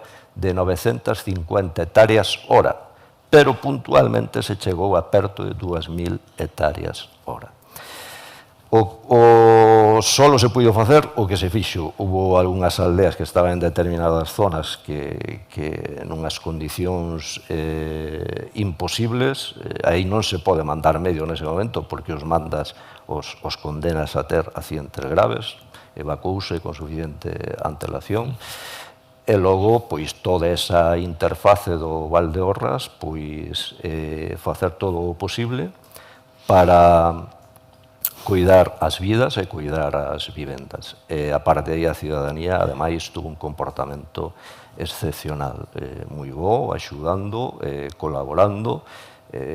Afortunadamente tamén, grazas a ese comportamento, non houve ningún tipo de víctima. Pois antes tamén xa sei que en moitos casos non se pode combater, como estades a comentar, o importante a prevención, Juan, é moi importante facelo de forma planificada, é absolutamente chave, non? Vamos a ver, o tabuleiro de xogo para un gran incendio forestal é o territorio, por tanto, sempre en calquera xogo nos gusta ter o tabuleiro a favor, non? Por tanto, temos que ter ben analizado o territorio, temos que entender como funcionan estes incendios e temos que intentar sembrar ese territorio de oportunidades tamén para os medios no caso de que ocurran. Se iso non ocurre, despois, no momento que ocurre o incendio, vamos sempre a remolque do que ele está a mandar, sobre todo cando está en estas dimensións.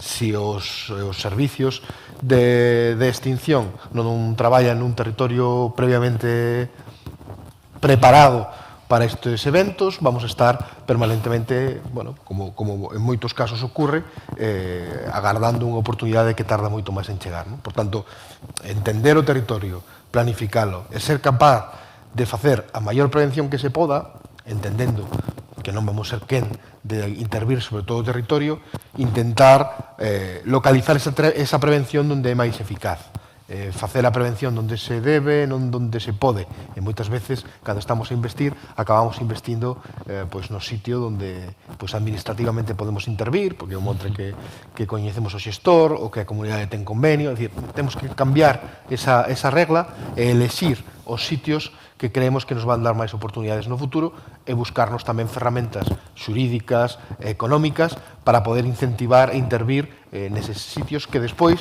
cando chega a emerxencia, son os sitios que nos van dar unha oportunidade. Con todo, Samiña, que a teoría está clarísima, sobre todo despois de veráns como ano pasado, dicimos, bueno, pois ano que ven reforzará esa prevención, pero agora, da verdade, non sei se un pouco como a película de Bill Murray, chegamos ao 31 de maio, que a data límite para que todo, en teoría, estea desbrozado e non está, chegamos un pouco ao mes de xullo dicindo, bueno, pois a ver se non chove moito, non sei se agora, da verdade, pois non terminamos de tomar en serio todo o importante que é a planificación e a prevención.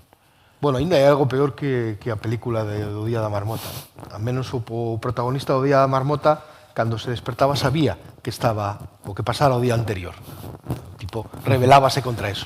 Moitas veces o que nos pasa como sociedade é que despertámonos sin lembrar o que xa pasou. E todos os días despertamos non co mismo efecto, sino que a nosa mesma reacción ao mesmo. Entón, eu creo que temos que mudar tamén esa percepción.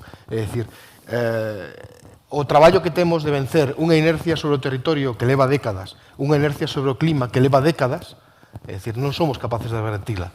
Ahora, non deberíamos ser capaces de postergarla moito máis, porque cada día que teñamos o burato máis fondo estaremos. Non? Por tanto, se queremos sair do burato, primeiro, deixar de cavar, e segundo, tentar empezar na medida das posibilidades por onde podemos empezar, priorizar e, sobre todo, ser consecuentes. E un dos problemas que temos en xeral no territorio, e falamos moito, digamos, dende o mundo agrario e o mundo forestal, é que hai moitos outros segmentos con interese no territorio, con efecto no territorio, que non están a sentirse apelados por isto. Estou falando do urbanismo, estou falando de como se ubican as infraestructuras, é dicir, calquera actuación que temos que estar a facer sobre o territorio ten que incorporar as súas medidas preventivas e ser coherente e sinérxica co resto dos esforzos.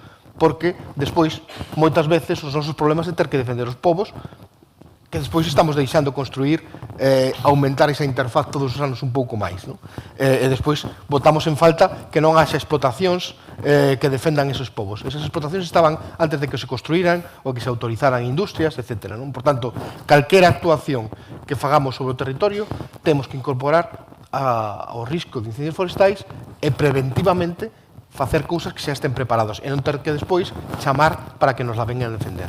Roberto, nese traballo de prevención, pois, como dicía vostede ao comezo, que na súa primeira intervención é fundamental a labor que tedes que facer a gandeiros, agricultores, é moi importante para iso ter un medio rural vivo. Dicía vostede que hai máis explotacións grandes, menos pequenas, e moito territorio abandonado que caldo de cultivo para que se produzan estas situacións. Mire, eu estuve presente na primeira mesa que tuveche cos chavales que teñen ilusión e ganas de incorporarse, e todos falaban ben do rural. Eu creo que durante moito tempo, e os que estuvemos no eido reivindicativo, moitas veces para facernos notar, pintábamos un rural moito máis catastrófico e resaltando só a parte negativa, pois non axudamos moito a que houbera xente que optara por poder vivir digno do rural. Pero a maiores deso, eu dicía o profesor, eu creo que hai cousas que hai que cambiar e facer mellor cara ao futuro. Pero hai cousas que, se non facemos nada, estamos deixando que vayan a peor. O cambio climático non vai ir a mellor e non vai a favorecer. A concentración e a desaparición de explotacións é algo que está sendo inevitable. E, polo tanto, eu creo que hai cousas que, cando falamos do papel que xoga social, económica, medioambientalmente, a produción agraria, o primeiro que nos ten que poñer o retrovisor é que a agricultura e a ganadería durante a pandemia foi o sector que mellor respondeu para que ni un solo lineal quedara desabastecido. E o fixo, ademais, cunha complicidade ca sociedade brutal, porque non especulou, non houve unha subida da cesta de compra, senón que estuveron ao lado nese sentido. E por iso creo que temos que buscar tamén a complicidade do consumidor, que cando vai comprar o orixen do produto é moi importante. E temos tamén que cambiar a dinámica do libre mercado no modelo que temos de apostar por a agricultura e a ganadería. Eu creo que é o único sector económico donde lle pasa a factura o que lle compra e lle pasa a factura o que lle vende. O gandeiro, o agricultor, non lle pon precio ao seu produto, lle pon cada vez máis unha cadena de distribución onde se concentra a inmensa maioría do produto. Por lo tanto, o dicían os gandeiros, neste momento, curiosamente, acabamos de vivir unha baixada brutal do precio do leite, nun momento en que se incrementaron os costes como consecuencia da guerra de Irán.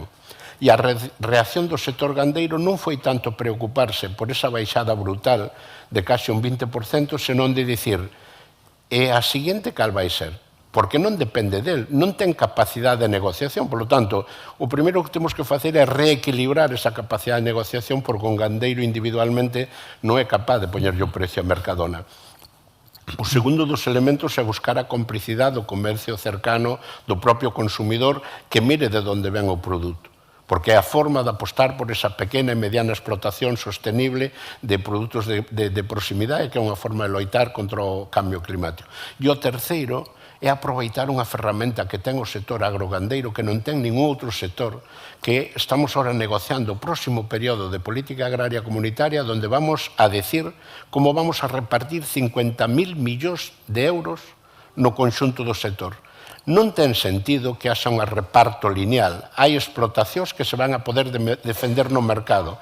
E que esa explotación non busca subvencións, busca ter un precio digno que lle cubra os costes de produción.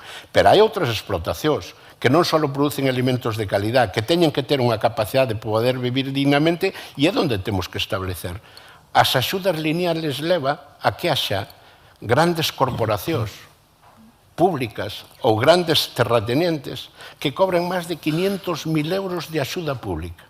Cando unha empresa necesita esa cantidad para poder vivir cada ano, hai que cerrala porque non é operativa. Sin embargo, hai moito pequeno e mediano agricultor que o que lle queda de renta a final do ano, fundamentalmente en vacuno de carne, é a axuda pública que lle ven ligada ao animal de carne. Temos que empezar a poñer teito ás axudas, temos que facelas degresivas a medida que vayamos e temos que apostar por un modelo de corrixir o que está pasando. E para iso é imprescindible que protexamos ese modelo de agricultura familiar que fai algo máis que a producir alimentos e que ese servicio a sociedade ten que estar disposto a pagalo.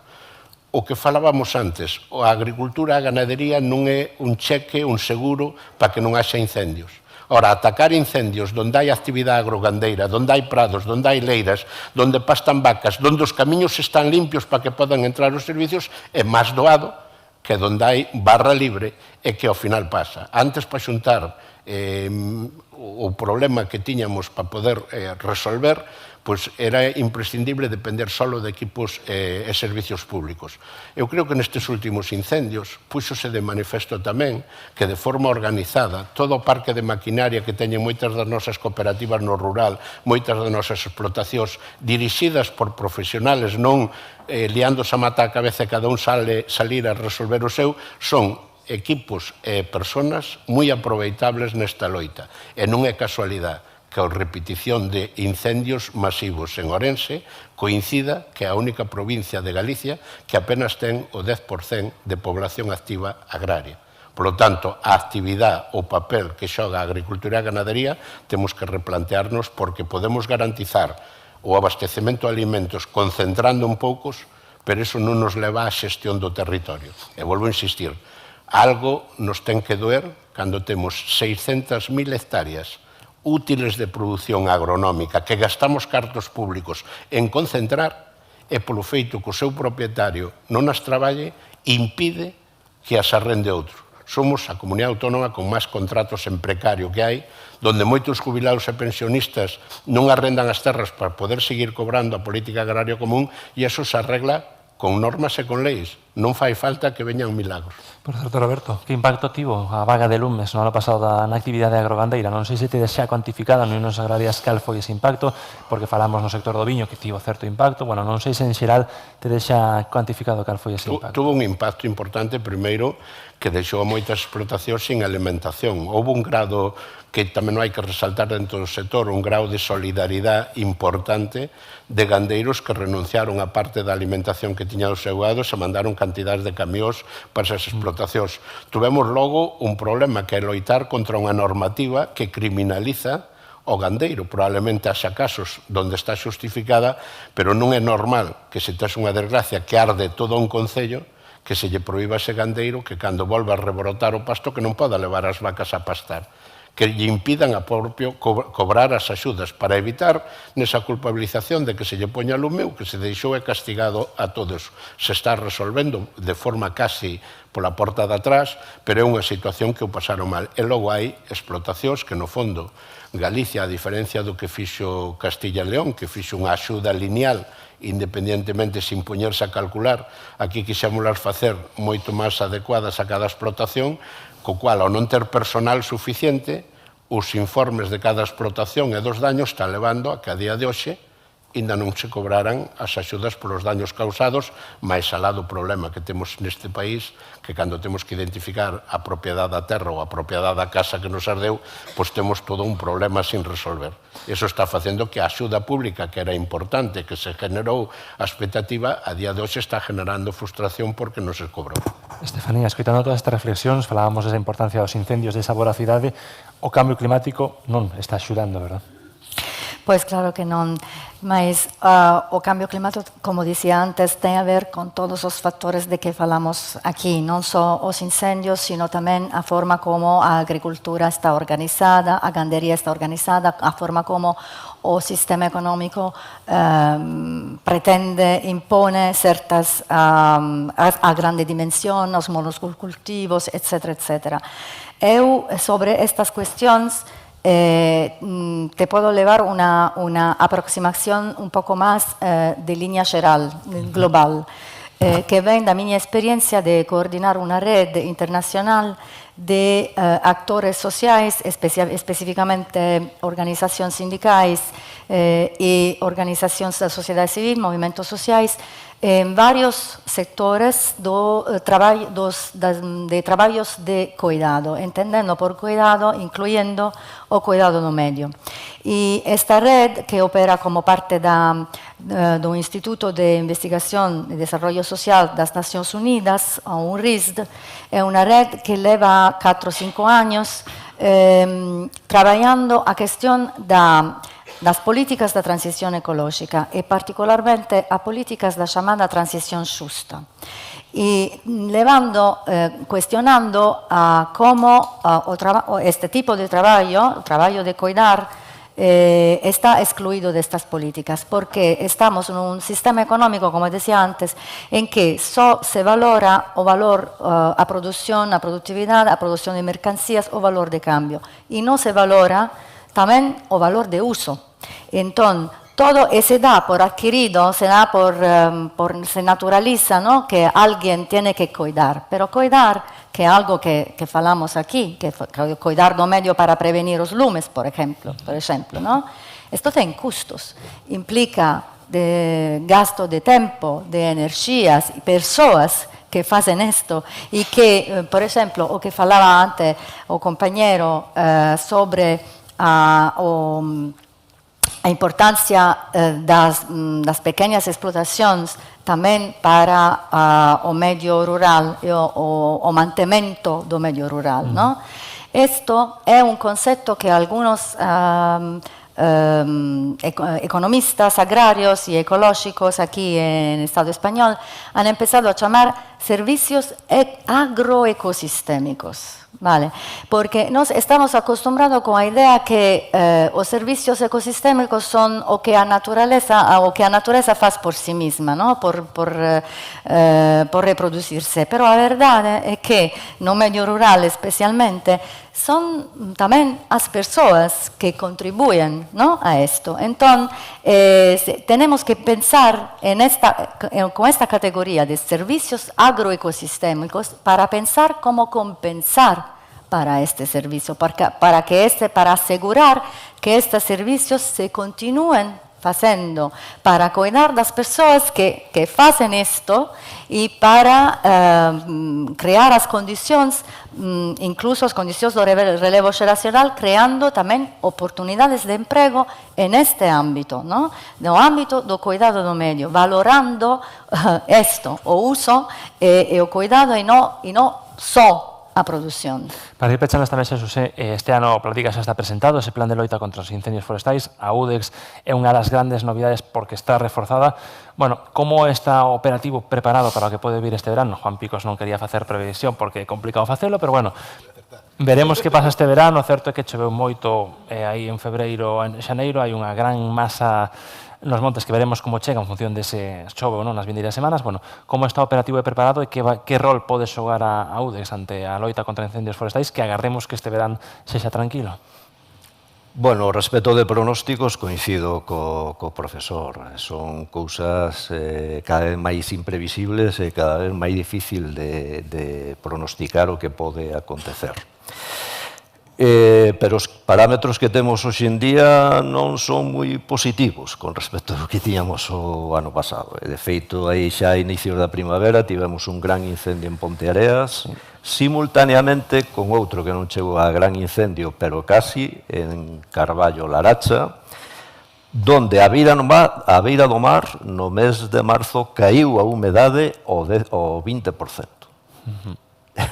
Cando nos temos estas condicións, os incendios se nos volven moi virulentos. En canto á preparación do dispositivo, bueno, o dispositivo, lóxicamente, se ten que ir adaptando a estas novas circunstancias. Na década dos 90, cando o incendio camiñaba a unha poboación, para nós era unha zona onde se iba a estabilizar e da que non tíamos que preocuparnos. Hoxe en día, cando os primeiros medios chegan ao incendio, o primeiro que teñen que ver onde está a poboación máis cercana e cal pode ser a progresión do lume. Entón, isto estamos adaptando as nosas propias unidades de combate a entrenalas non só para intervención en solo forestal, sino intervención na interface urbano-forestal e a intervención non só con medios propios, sino con medios das entidades locais, medios do Estado, CAUME e tamén cos propietarios particulares, como decía o compañeiro de Unións Agrarias, que é moi importante cando temos estos eventos e os propios propietarios teñen medios e de unha maneira organizada se poden sumar ao dispositivo, como así aconteceu precisamente o ano pasado en Valdeorras. A raíz desto, este sábado, ademais, vamos a ter unha xuntanza cas comunidades do Baixo Miño, que ten un programa de ollos no monte, vixían os seus montes na época de alto risco e que tamén teñen determinados medios e vamos a interactuar con eles como, cando ven a emerxencia, como se poden aportar esos medios de maneira eficaz e, sobre todo, segura a intervención. Por outra parte, o noso Departamento de Dirección Xeral de Defensa do Monte en materia de formación está levando un sacrificio importante todas as súas categorías profesionais xa nos últimos anos. O dispositivo galego por sí é un dispositivo que ten un gran músculo. Tamén temos moita superficie forestal que protexer, moitos núcleos de población rural, unha diferenciación importantísima con respecto ao resto do Estado. Nós só somos o 5,5% aproximadamente de peso poblacional de todo o Estado, pero en Galicia temos o 50% dos núcleos rurais de todo o Estado. Temos alrededor duns 31.000, nos sigue Asturias, que non chega a 7.000. Entonces, temos moitos problemas na interface onde consume moitísimos medios para protexer a nosa cidadanía e a súa vivenda. Entón, desde ese punto de vista, lóxicamente un dispositivo profesionalizado, cada vez máis formado, ten os seus deberes feitos, estudo das súas infraestructuras lineais, comprobar que todos os puntos de auga estén operativos, as bases aéreas en breve van estar ao máximo rendemento, todas as bases operativas, pero isto non nos quere dicir que teñamos eventos de este tipo donde nos causen o que nos causou como pasou o ano pasado e que non só nos pasa a nós, sino que nos pasa ao resto de países do mundo, a Estados Unidos, a Canadá, a Australia. En Europa, no norte de Europa, están preocupados con este problema, están vindo profesionais do norte de Europa a formarse con nós a Galicia, están elixindo Galicia para ser formados en esta materia. En eso estamos. Pois agardemos que o verán sexa un pouco máis plácido. Xosé Vieito, axente coordinador da UDEX, grazas por acompañarnos. Un placer. Juan Picos, profesor de Escola de Enxeñería Forestal da Universidade de Vigo, grazas, como sempre, por colaborar coa SER. Gracias. Estefanía Barca, profesora da Universidade de Santiago, do Grupo de Investigación do CISPAC, gracias por estar con nós. Gracias. E tamén a Roberto García, de Uniones Agrarias, moitas grazas. Agora seguiremos falando de outros retos, de como garantir as oportunidades no medio rural. Falaremos da minería, da importancia que pode ter a hora de facilitar emprego neste tramo final deste Foro da España Despoblada. Debaixo de todo o que se move, hai algo que o sostén. O cobre está en todo o que se move. Está nos motores que arrincan na liña de saída, nos barcos que cortan a ría, nas medallas que colgan do pescozo, nos cables que levan a luz ata o último campo da aldea. O cobre move o mundo. En Galicia tamén move o deporte. En el mundo de la vela nos aprovechamos muchísimo del cobre, entonces no se le puede dar la espalda. A nosotros nos llega como un mensaje de que el deporte femenino y el deporte minoritario también existe. Es muy importante para los clubes pequeños como nosotros el sentir, ¿no?, que hay grandes empresas como Cobre San Rafael que no dudan en participar con nosotros y en apoyarnos. Chega unha empresa como a Cobre San Rafael, por darche un impulso grande que é o que necesitan os clubes. Ya no solo deportivo, económico, sino también social, que es muy importante tanto para el club como para las familias que forman parte del mismo. Os deportes minoritarios non teñen moita financiación, hai que traballala sobre todo no sector privado. Sin eles, isto para min é moi difícil sacalo adiante, e gracias de corazón, e que entre todos pois, o deporte siga adiante. Gracias, Cobre San Rafael! Compromiso coa terra que nos une.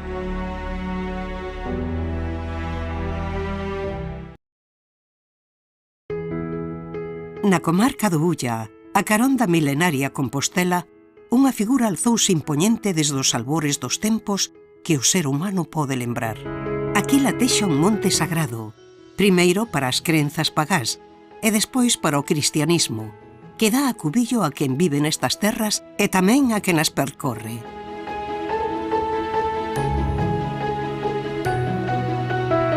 O Pico Sacro, un faro natural que bica o ceo a 530 metros de altitude no concello de Boqueixón, é protagonista e testemunha da historia do lugar.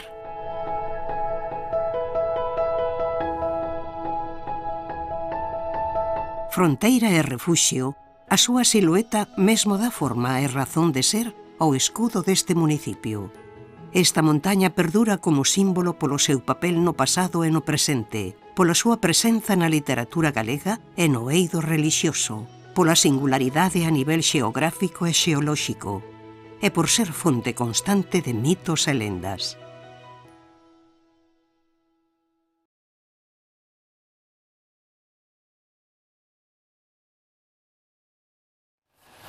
Seguimos en directo en este Foro da España Despoblada. Encargamos o último tramo desta mañá de reflexión. Se recibimos no escenario agora a Cecilia Trancón, que é presidenta da Cámara Oficial Mineira de Galicia. Que tal? Bo día. Hola, bo día. Queremos falar agora dun dos axentes que tamén pode xogar un papel relevante agora de fixar aquí poboación no rural, de dar oportunidades laborais no medio rural. Estamos falando esta mañá da importancia que ten un rural que este activo, que non este abandonado. A minería é unha boa forma de dinamizarlo? Bueno, eu creo que a minería é un sector estratégico para fixar población no rural. Temos que ter en conta que os xacementos mineiros están onde están, non están nas cidades, e sempre foi un sector moi vinculado ao rural, non? Ademais, estamos falando de empregos cualificados, non? Que axudan a fixar familias enteiras e, ademais, en concordanza con outros sectores rurais, a fixar a población no rural, sí.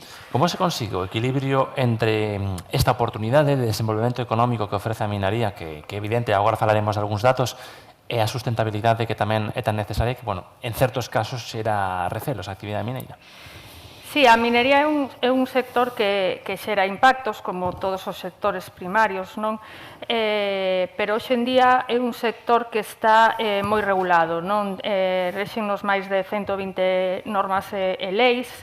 España é o país da Unión Europea onde máis regulación mineira hai, e todos sabemos que Europa é unha das zonas do mundo con máis regulación, non? Entón, a sostenibilidade está garantida. Non podemos, eu creo que temos que ter en conta que non podemos xulgar proxectos do pasado que deixaron impactos e cousas que ninguén de nos quere mirar, non, coa conciencia social que temos hoxe na minería, pero isto pasa na minería e creo que en todos os ámbitos da sociedade, non? Bueno, está deixando claro vostede, pero evidentemente a minería hoxe non é a de 50 anos, tampouco a que tíamos hai 20 anos.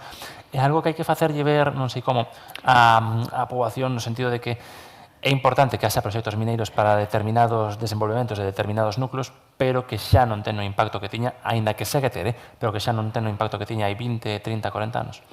Sí, por suposto. Eu creo que hai que facer unha importante da Cámara Oficial Mineira de Galicia. Estamos intentando facer unha labor de divulgación, non, da minería, para deixar de ver a minería como unha actividade de fai tempo, porque nós temos técnicos cualificados, hai xente formada, é un sector que axuda ao crecemento formativo de xente, son empregos cualificados e técnicamente as técnicas hoxe en día non teñen que ver nada cos antigas. Eu creo que temos que facer esa labor moi importante de divulgación, non? Ademais de que Galicia é un dos sitios onde hoxe en día é obligatorio facer un plan social en cada proxecto que se vai a presentar para colaborar todavía máis intrínsecamente coa xente do redor. Segue a haber descoñecemento na sociedade no momento que hai certa oposición a certos proxectos, por que cree que se produce? Non sei se falta esa información, falta coñecer que se refinaron os procedementos, falta por coñecer esa regulación tan estricta que hai, bueno, que é o que falla?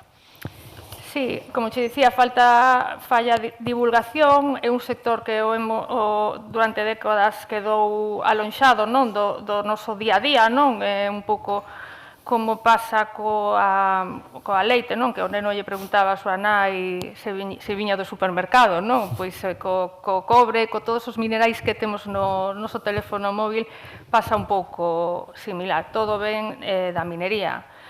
E ademais, alineados un pouco con Europa, non, e con toda esta tendencia que queremos todos, non, de frear o cambio climático, ter enerxías máis verdes, necesitamos eses recursos veñen da minería. Eu creo que queremos ter unha minería aquí, coas garantías de aquí, e non traer os minerais de outros países onde as regulacións tanto medioambientais que siguen sendo do noso planeta, incluso os dereitos humanos, están moi en entredito. Segundo a Unión Europea, Galicia conta coa metade dos minerais críticos da Unión. É un tesouro, entre aspas, que temos agochado na nosa comunidade? Sí, Galicia conta con 18 dos 34 minerais considerados estratégicos ou críticos pola Unión Europea.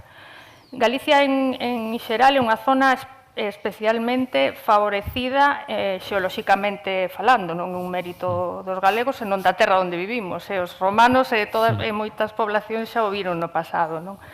Eu creo que é unha oportunidade que temos que aproveitar, porque, sobre todo, aproveitar para coñecer o que temos, que investigar e saber o que temos para, no seu momento, despois dun largo trámite que teñen todos os proxectos, tanto medioambientais como sociais, podase levar a cabo unha explotación sostible como todos queremos e o sector demanda.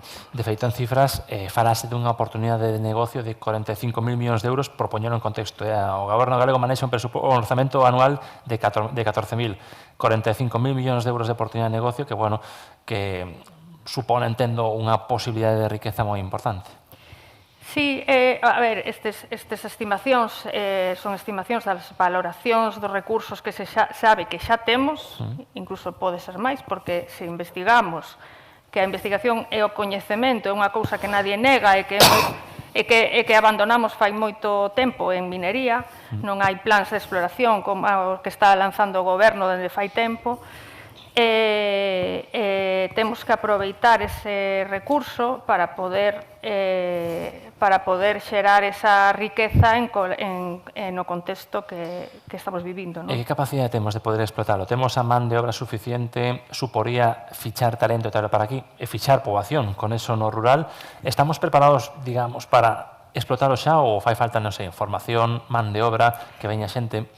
Bueno, todo o sector e moitos outros sectores industriais saben que fai falta máis man de obra, non? E, sobre todo, na minería a man de obra é unha man de obra cualificada, técnicamente cualificada, pero tradicionalmente a minería o que trouxo tamén pois, son colaboracións con formacións profesionais, con universidades, temos unha universidade aquí de enxeñeros de minas,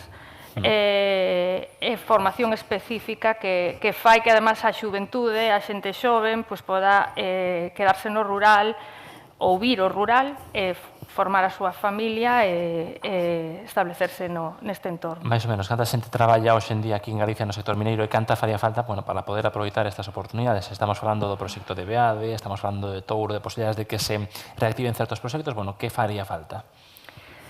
Pois, hoxe en día xera entre 4.000 e 5.000 empregos directos, non? Empregos directos que na minería se transforman en 12.000 empregos indirectos, non? A minería no seu entorno trai moita man de obra indirecta, transporte e outros medios auxiliares, non? Comarcas como Valdeorras ou Porriño, somos líderes mundiais en pizarra, o Porriño, somos líderes tamén mundiais en rocas ornamentais, as aguas minerais, toda esta riqueza que temos xera este emprego e todavía pode ser máis se saen adiante estes proxectos que teñen que garantir a súa sostenibilidade para levar a cabo a súa actividade. Cecilia Trancón, presidenta da Cámara Oficial Mineira de Galicia, grazas por acompañarnos esta mañá aquí no foro. Nada, moitas gracias a vos por invitarnos. De seguido, imos coa última das mesas que temos esta mañá, centrada xa en alcaldes e concelleiros de municipios do rural, para coñecer cales son os retos presentes e futuros que temos neste tipo de concellos.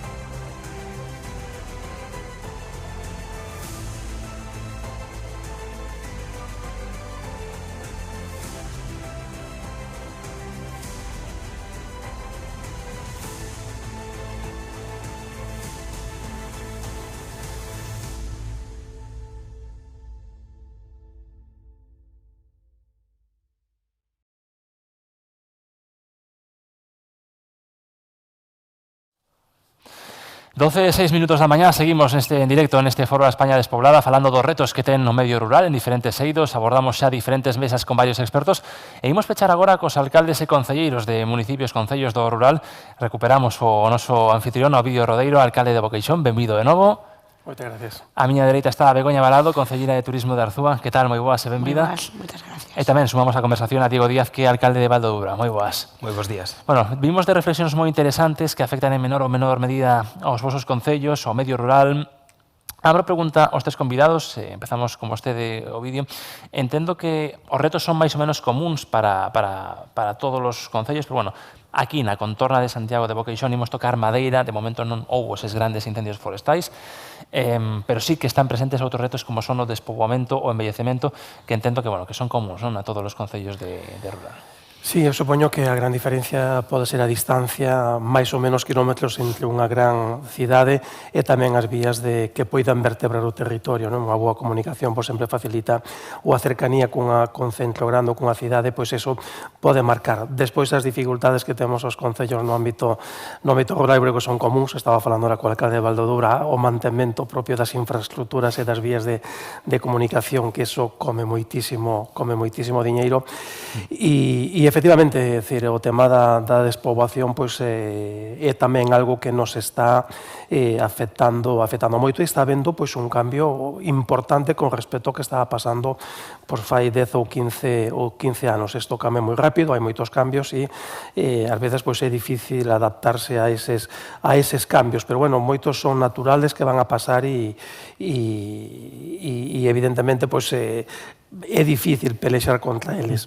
En todo caso, bueno, creo que se trata de poder, desde os concellos, que a administración máis cercana poder prestar os maiores servicios posibles para que os veciños poidan disfrutar e poidan contar con as condicións de vida similares as que poidan ter nunha cidade. Creo que o tema da fibra en todas as aldeas, en todas as casas, creo que é algo moi importante, moi demandado pola xente máis nova, e despois, bueno, o resto dos servicios de educación, sanidade, infraestructuras, augas, saneamento, bueno, o que son os servicios básicos, eu creo que iso é fundamental para darlle máis comodidade, que iso poida ser a fortaleza ou atractivo para que a xente se quede e non marche. Nos, afortunadamente, neste momento estamos mantendo a poboación con un lixeiro incremento dos últimos 5 anos.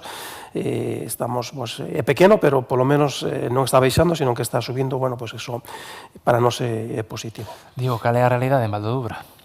Bueno, pois a realidade en Valdodubra, en términos poboacionais, temos un número de poboación dunha idade elevada como media, non?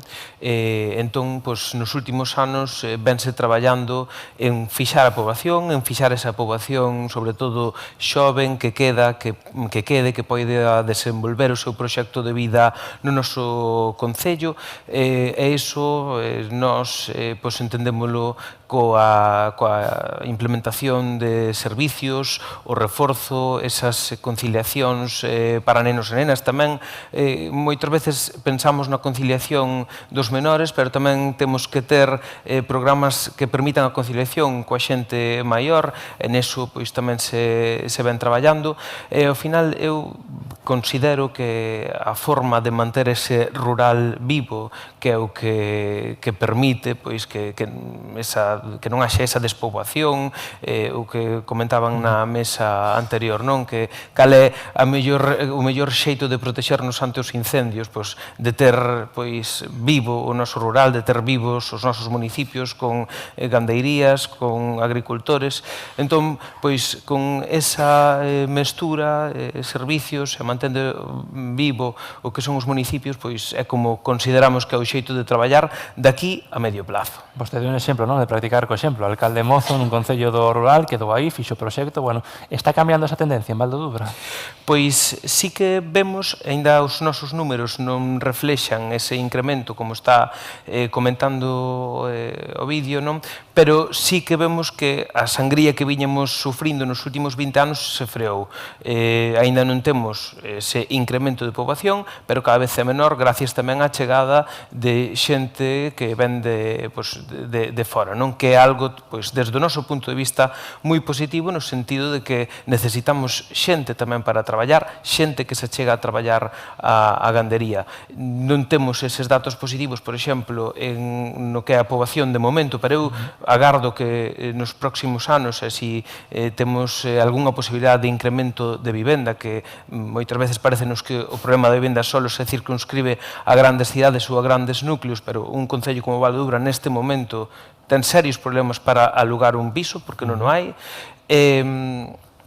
Si, xa digo, si xuntamos todo eso, considerando tamén que non temos eses números aínda positivos en poboación, sí que temos outros moi positivos, como son, por exemplo, a creación do número de empresas, que salía unha noticia nos medios o último día cun aumento de empresas. Entonces, eses datos eu considero que son positivos, hai que seguir traballando neles, a tendencia aínda non está nos números, pero xa nos imos achegando un poquinho máis. E Begoña, Caída de Arzúa, un concello moi coñecido, con moi potencial económico en diferentes ámbitos, atravesado tamén polo camiño. Bueno, como estamos a nivel demográfico, como está a nivel poboacional, está conseguindo fixar esa población, dándolle a volta ao envellecemento? Bueno, como sabedes, o Arzúa é un punto estratégico do Camiño de Santiago. O sector turístico e o gandeiro son as bases da economía do noso concello. O problema básico que temos en Arzúa é o problema da vivenda. Temos moitos servicios, xente que ven traballar a Arzúa, temos administracións importantes como pode ser o xulgado, temos varios institutos, temos formacións profesionais como pode ser EFA Pineral, temos moitos servicios que Arzúa, que quere vivir en Arzúa e que non pode vivir en Arzúa porque non teñen acceso á vivenda. Eu creo que un problema que agora mesmo temos, sobre todo, en Galicia, nos concellos, eu creo que no resto de España, pero sobre todo nos concellos por onde pasa o Camiño de Santiago, no noso caso, o Camiño francés, pois hai moitas veciños e veciñas que se dedican ao tema de vivenda turística. Entón, esas vivendas xa non poden ser alquiladas. Entón, aí ven o problema base. Moita xente que quere vivir en Arzúa non o pode facer, tense que vivir, mesmo está indo vivir a Lugo, a Santiago, que tamén son outra problemática en Santiago, o tema da vivenda, non? Entón, eu creo que desde as administracións, pero todos en conxunto, non estou falando nin da Xunta, nin do Estado, nin tal, todos, as administracións todas, deberíamos intentar avanzar e mellorar neste tema que creemos que é moi importante, porque eu xa falo de Arzúa, un punto estratégico do camiño, claro, o tema das viviendas turísticas é que alguén que veña a vivir a Arzúa, que queira vivir, é imposible, non hai donde alquilar, e vivendas non se están construindo.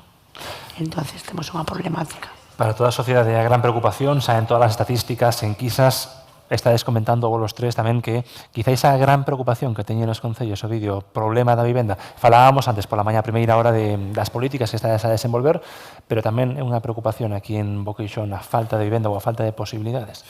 Bueno, eu creo que tanto como un problema real a vivenda non é en sí, aínda que, efectivamente, todos os días hai demanda de xente que está buscando vivenda.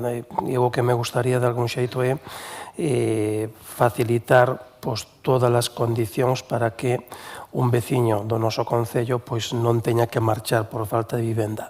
E no que, sobre todo, estamos traballando. Non buscamos captar veciños de outros sitios, sino que tamén, pero que o máis importante é que xerar as condicións para que os veciños daqui poidan estar cómodos, poidan estar a gusto, poidan estar a súa vivenda, poidan contar con bo servicio de abastecemento, con bo servicio de saneamento, coa fibra en todos os lugares, con carreteras aglomeradas que poidamos chegar en carretera firme, segura, a todos os núcleos de poboación e tratar de garantizar un bo servicio de conciliación para os nenos e atención ás persoas maiores para que teñan un envellecemento activo e se poidan quedar e eso supón tamén de alguma maneira poñer as ferramentas para que quen queira facer unha vivenda, quen queira rehabilitar unha vivenda, quen queira quedarse aquí, que o contar con servicios básicos vai ser moito máis barato e moito máis económico poder quedarse que ter que pagarse a súa agua, facer o seu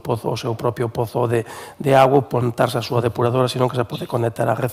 Iso abarata moito e é o que estamos intentando facer para asentar a poboación e ao mesmo tempo garantizar que conten con vos, con os servicios o máis desexables posibles. Diego, como estades a traballar en Val de Dubra para fixar esa poboación e para facer que sexa un concello atractivo? Bueno, pois nos últimos anos os concellos ao final temos as competencias que temos e moitas veces imos un poquinho máis alá pois para que a nosa xente conte coas mellores condicións e poida, xa digo, desenvolver a súa vida do mellor xeito. Os nosos investimentos conxuntamente cos de outras administracións, como pode ser a Diputación ou determinadas axudas que podan chegar da Xunta de Galicia, pois van destinadas nun amplo porcentaxe á obra pública. Destinamos, pois, xa digo, un grandísimo importe á mellora das nosas vías de comunicación, as que son titularidade municipal. Ainda así, é o que comentábamos antes entre os alcaldes, os importes quédanse nos escasos porque a suba dos materiais non afecta só aos particulares, tamén afecta as administracións e o mellor aínda en maior medida. Despois, ademais deses investimentos que vimos facendo, sobre todo en vías e na mellora de núcleos, con uns proxectos que fan máis humanizados eses núcleos, esa tamén é unha aposta que leva facendo o goberno de Val de Dubra. Iso, pois, acompañámoslo, ademais, pois, xa digo, dos servicios de conciliación, a aposta por que nos dous centros haxa servicios de madrugadores, uns servicios que hai anos non tiñan, pois, ningún neno e nena, pois, ahora mismo vemos como que casi en cuestión de 4 anos temos que reforzar o equipo para prestar ese servicio da cantidad de nenos que asisten. As condicións van cambiando, servicios de envellecemento activo e tamén, como non, pois, programacións para que a xente este a gusto no seu concello e goce no seu concello e poida desenvolver a súa vida. A grandes rasgos, ao final, é o que nos temos que ocupar. Falamos moito de servizos, asunto que quedou pendente na primeira mesa da mañá, o servizo de axuda do fogar, que está en boca de todos, e o gran servizo que supón problemas para cidades, tamén para concellos e, sobre todo, para os pequenos concellos. Para isto fan falta cartos, é innegable. É un asunto polo que haberá que pelexar e hai que pelexar, non? Porque falamos moitas veces de que moitos concellos están ou estades afogados e que non se pode prestar o SAF, ou se se presta o SAF, quedan outros en prestar. É un dos grandes deberes que hai coa administración, neste caso autonómico central, conseguir ese financiamento? Bueno, efectivamente é unha competencia non directa dos concellos que prestamos aos concellos e no noso caso, no caso do Boquenxón, pois é o servicio máis costoso dos que prestamos. Por investimento público, porque é un servicio costoso, estamos atendendo sobre 70 familias, eu creo que é un servicio moi necesario, que hai que reforzar e que hai que seguir potenciando e que efectivamente é positivo que as dúas administracións que están por encima nosa se poñan de acordo e que teñamos unha financiación o máis axeitada posible. É certo que ahora se acaba de incrementar o orzamento pasando de 12, 16 e 18 euros o coste hora, pero que é un servicio que no rural prestalo pola dispersión, polos desplazamentos que hai que facer, etc., ten un coste engadido posiblemente o das cidades. Por lo tanto, sí que é importante que se están dando pasos, pero bueno, que é importante seguir tirando con máis de financiación, porque os concellos estamos facendo un investimento tamén importante. Non digo que non o faga a Xunta, que non o faga o Estado, pero que entre todos deberíamos tirar máis para conseguir ter, de cara ao futuro, o mellor servicio posible de axuda ao domicilio, que é moi demandado. Diego, a síntese, hai que facer moitos malabares? Hai que facer malabares. Sobre todo, nos, no caso do Concello de Val de Dubra, temos unha boa situación económica, e cumplimos con todas as regras de gasto e demais, pero a cantidade que, como comenta o alcalde, que se destina ao servicio de axuda no fogar é dos máis altos que temos no Concello. Se existise un compromiso por parte das administracións do Estado e da Xunta de asumir ese coste, como debería de ser e como estaba previsto, ao 100% nos eses recursos poderíamos destinalos a dar outros servicios, a mellorar outros servicios, a mellorar máis infraestructuras. Entón, eu creo que é ademais que é unha cuestión que comentamos os alcaldes e alcaldesas cando nos xuntamos, independentemente da cor política que sexamos, que pois tanto esa cuestión como os custes que se asumen, por exemplo, en centros escolares, ademais, pois que son competencias que deberían de asumir as administracións ás que lle pertenecen para nós ter máis liberdade e poder aínda prestar mellores servicios ás nosas veciñas e veciños. Estades deixando de prestar algún servizo por financiar o SAF ou algún que quede infrafinanciado, na túa opinión, por financiar ben o SAF? De momento, eu, no caso de Valdedubra, polo menos, a nos financiar o que é SAF, o que é cultura, educación, deporte, que eso sí que xa, bueno, en educación sería unha cuestión debatible, non? Pero todo o que é diñeiro que destinamos a ese tipo de actividades ou ese tipo de servizos, deixámoslo de prestar en obras que o que facemos é financialas con plans de diputación e con algunha axuda que pode vir da Xunta, por exemplo. Entón, nos ter máis cartos serían para destinar a algún novo servicio de transporte, ao mellor municipal, e, sobre todo, tamén para destinar a maiores infraestructuras. Begoña, dicía Diego, isto non é cuestión de cores, da igual que sexa gobernos do Bloque, do PSOE, do PP, e que as administracións, goberno central de Xunta, sexan diferente cor. Aquí o que toca é poñerse de acordo, deixar as batallas partidistas e entender que son servizos moi básicos os que se están a prestar e que dependen deste financiamento. Sí, bueno, o tema da axuda a domicilio é unha problemática que en Arzúa, e sobre todo, bueno, analizámoslo normalmente, pero todos estamos de acordo que cando se fai a comida da terceira edad, bueno, pues vemos perfectamente, no noso caso en Arzúa, temos 6.200 habitantes, que subimos un poquinho, bueno, con o tema dos inmigrantes e isto, e dámonos de conta que temos unha población moi envellecida.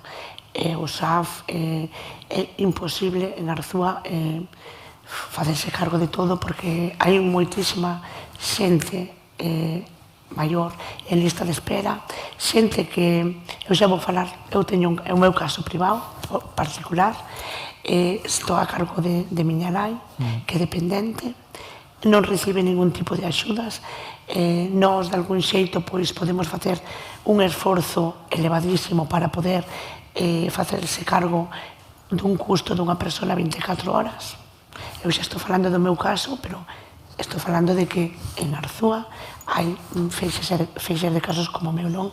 Entón, a xente ten que deixar de algún xeito fillos ou familiares de vivir, de traballar e a dedicarse aos cuidados do familiar, non? Eso é tremendamente gravísimo porque, bueno, a ver, poñerse a deixar de traballar ahora mismo, todos sabemos que temos gastos de hipotecas, de un montón de historias, que é imposible. Eu desde aquí pido que as administracións que se impliquen neste tema que é moi importante, porque temos unha población, eu xa falo de Arzúa, moi envellecida, e, bueno, é imposible. O Concello non somos capaces de facernos cargo de, bueno, calquera Concello, non? Das nosas características. Facemos todo o que podemos, pero é incalculable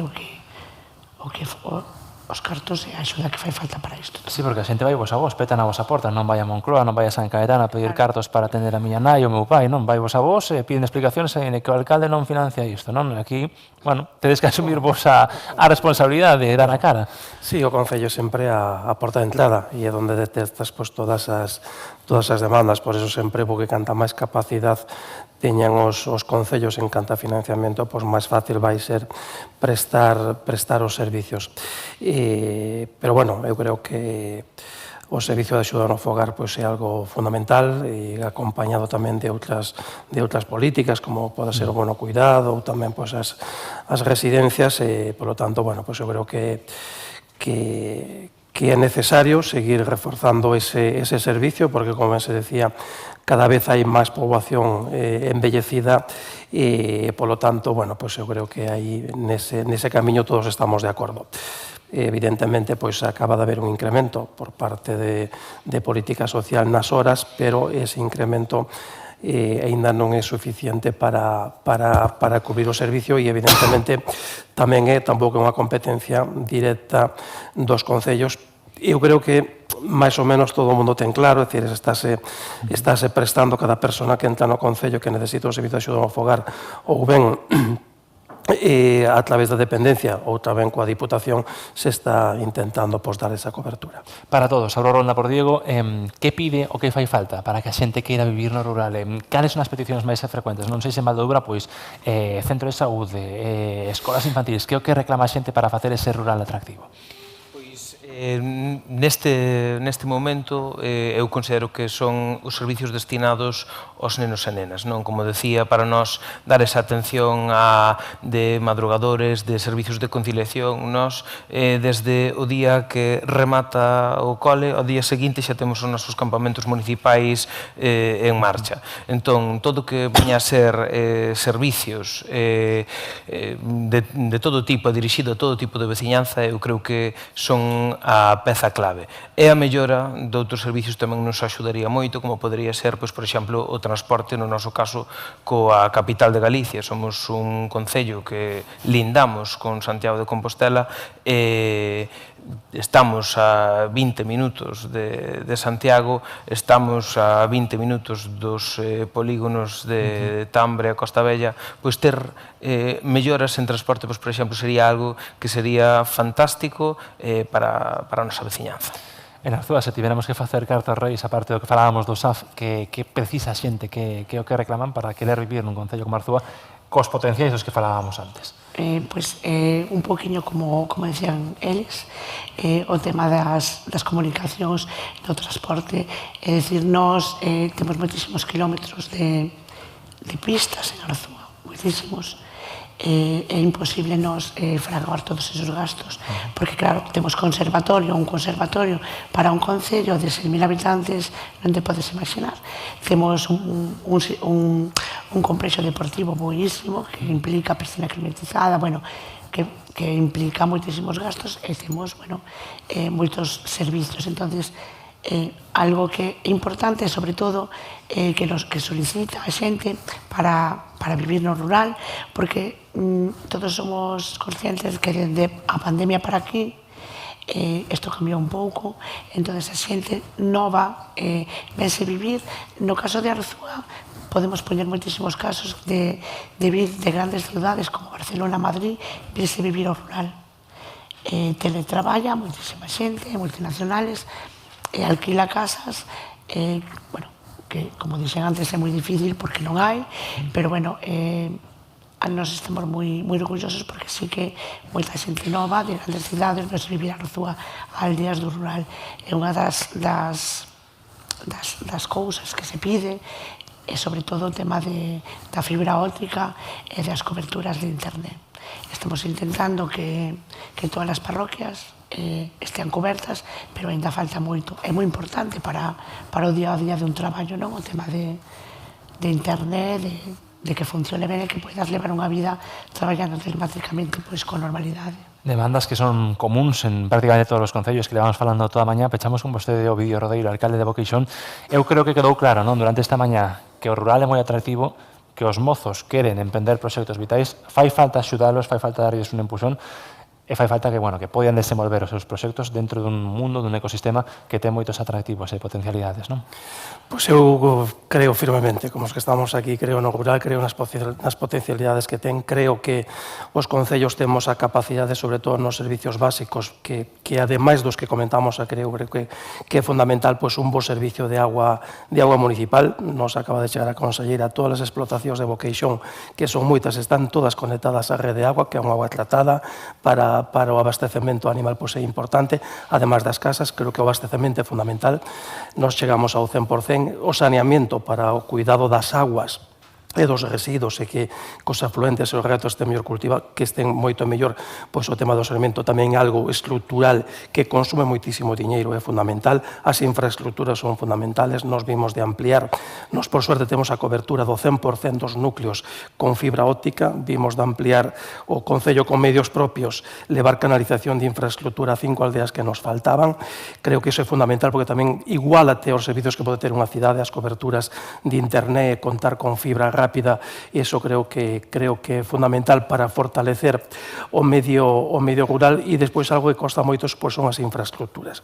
As infraestructuras, os camiños, as carreteras, eso consume moitísimos recursos. Ás veces aos veciños costa entender, queren todos ter unha carretera moi ancha que pase por diante da súa casa, e iso é imposible, é dicir, hai que tela con bo firme, pero non necesitamos que pasen dos camións ao mesmo tempo, iso costa explicalo, nós o estamos explicando, costa entendelo, pero estamos facendo pedagogía, e eu creo que o rural, si se coida, si se mima, pode dar moitos servizos. Aquí temos un sector gandeiro moi potente, temos un sector forestal potente, se está concentrando todo o noroeste do Concello, que nos faltaban 4 parroquias, e a concentración parcelaria creo que é un instrumento moi importante para identificar a terra, para darlle valor aos montes, e ao mesmo tempo para poder explotalos. Temos un sector mineiro importante do que estamos orgullosos, en frente de moita crítica pode ter. Nós temos unha minería potente que fai un bo traballo, que emplea moitísima xente,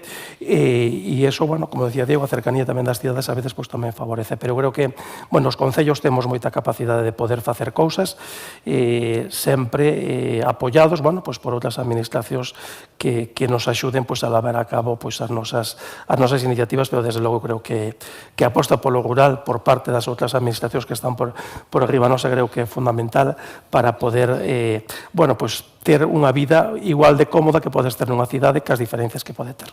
Ovidio Rodeiro, alcalde de Boqueixón, grazas por estar con nos e acollernos aquí en Sergude esta mañá. Moitas grazas a vos. Diego Díaz, alcalde de Val do Dubra, moitas grazas por acompañarnos. Gracias a vos. E tamén a vostede, Begoña Malado, concelleira de Turismo de Arzúa, moitas grazas. Moitas gracias, espero que se me entendera mínimo de ben porque está afónica. Tivo unha semana complexa, así que nada, moitas grazas por o esforzo. Gracias. Bueno, pois moi interesantes as reflexións que tivemos toda esta mañá nas diferentes mesas con expertos. Nos imos ir pechando xa esta edición do Foro da España Despoblada, e para iso imos deixar que suba ao escenario para pechar a conselleira do Medio Rural, María José Gómez.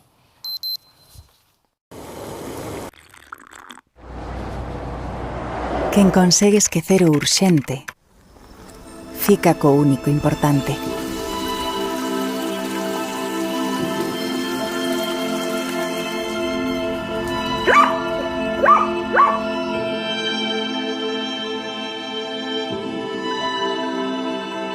Quen sabe gozar da ledicia honesta, do sabor auténtico e do lecer xenuíno, deixa atrás as preocupacións, e só así dá paso á vida sinxela, sen artificios, os momentos memorables que acontecen en Arzúa.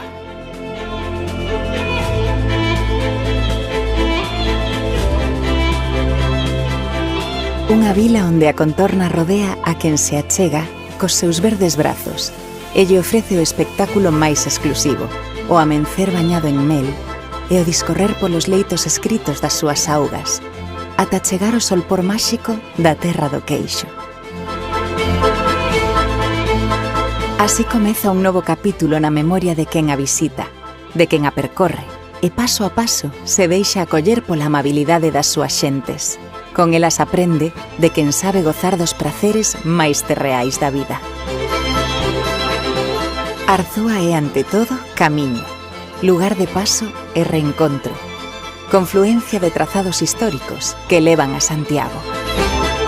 Parada obrigada para festexar o presente e compartilo baixo as sombras dos seus carballos milenarios, onde a maxia sucede entre celebracións populares, lendas e tradicións.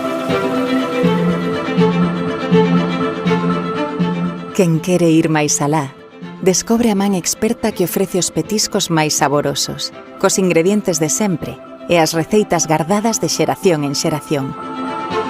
Produtos locais que son orgullo e identidade, merecedores de protagonizar os seus propios museos.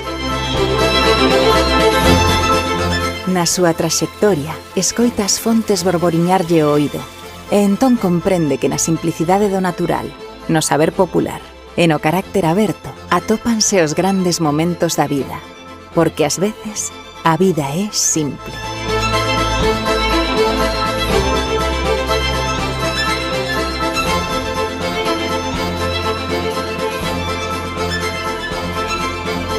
Simple como a vida mesma. Simplemente Arzúa.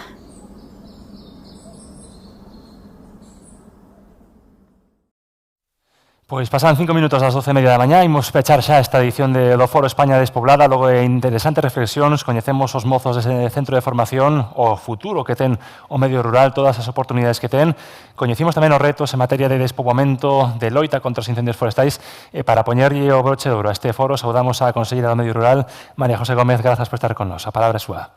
Moitas gracias a vos por estar hoxe aquí neste centro tan maravilloso de Sergude, onde se forman os mozos que serán o futuro de Galicia. En primeiro lugar, quero darlle as gracias e agradecer a Cadena SER e a Radio Galicia estar hoxe aquí, esta iniciativa de falar dende o rural para o rural. Eu quero abrir, estamos aquí nun centro, un centro de formación, e eu quero empezar dicindo que o rural, como apuntaron os alcaldes que me precederon no uso da palabra, ten moitísimo futuro, e o futuro pasa pola formación e pasa por apostar dende distintos ámbitos por o rural galego. Eu non me gusta moito ese lema de la España despoblada, senón que a xente foi marchando para esas cidades onde o estrés ese minuto a minuto de chegar e non dar, pois se contrapón a realidade que temos neses máis de 30.000 núcleos rurais que temos en Galicia, e onde me sinto moi orgullosa de defender, en primeiro lugar, dende a Consellería do Medio Rural, pero tamén onde me sinto moi orgullosa de ter decidido quedar e apostar, como fixeron moitos máis, por quedar no medio rural galego e facer dende unha desas 30.000 aldeas apostar e aportar o noso grauiño de area por seguir mantendo vivo o rural galego, Falouse hoxe aquí de dous temas moi importantes, que é a remuda xeracional no sector primario, que é precisamente un dos grandes desafíos, non só no sector primario, senón en todos, E nesa dirección traballamos dende o Goberno da Xunta de Galicia, facémolo dende a Consellería do Medio Rural, con esas axudas que ano tras ano poñemos a disposición dos máis novos para que se incorporen á actividade agrogandeira, acompañándoos con formación dende os 6 centros dependentes da Consellería do Medio Rural, pero tamén dende os que imparten ciclos de formación profesional dependentes da Consellería de Educación, e tamén nos acompañamos guiándoos dende eses primeiros momentos cos profesionais da Consellería de Medio Rural, E en canto ás axudas, quero salientar que este ano sacamos esa convocatoria histórica de 53 millóns de euros, tanto para plans de mellora como para esas axudas, incentivos á incorporación de rapaces ao agro, De feito, é a maior dotación dende o ano 2018, e botando a vista atrás, compre lembrar que dende o ano 2009 levamos máis de 5.000 mozos incorporados ao sector agrogandeiro, gracias a estes incentivos económicos que no próximo período do que tanto vimos falando de demandar fondos, seguiremos demandando eses fondos necesarios para seguir incentivando a que os mozos queden no rural e fagan aí o seu modo de vida. Tamén nos guiamos, como dicía, a través dos profesionais dependentes da Consellería de Medio Rural e que están nas oficinas agrarias, con esa titorización ad hoc para cada un dos proxectos empresariais que presenten e que cheguen a bon porto, como se soe decir, E falábamos de que un dos piares esenciais para que eses mozos teñan éxito no rural é a formación.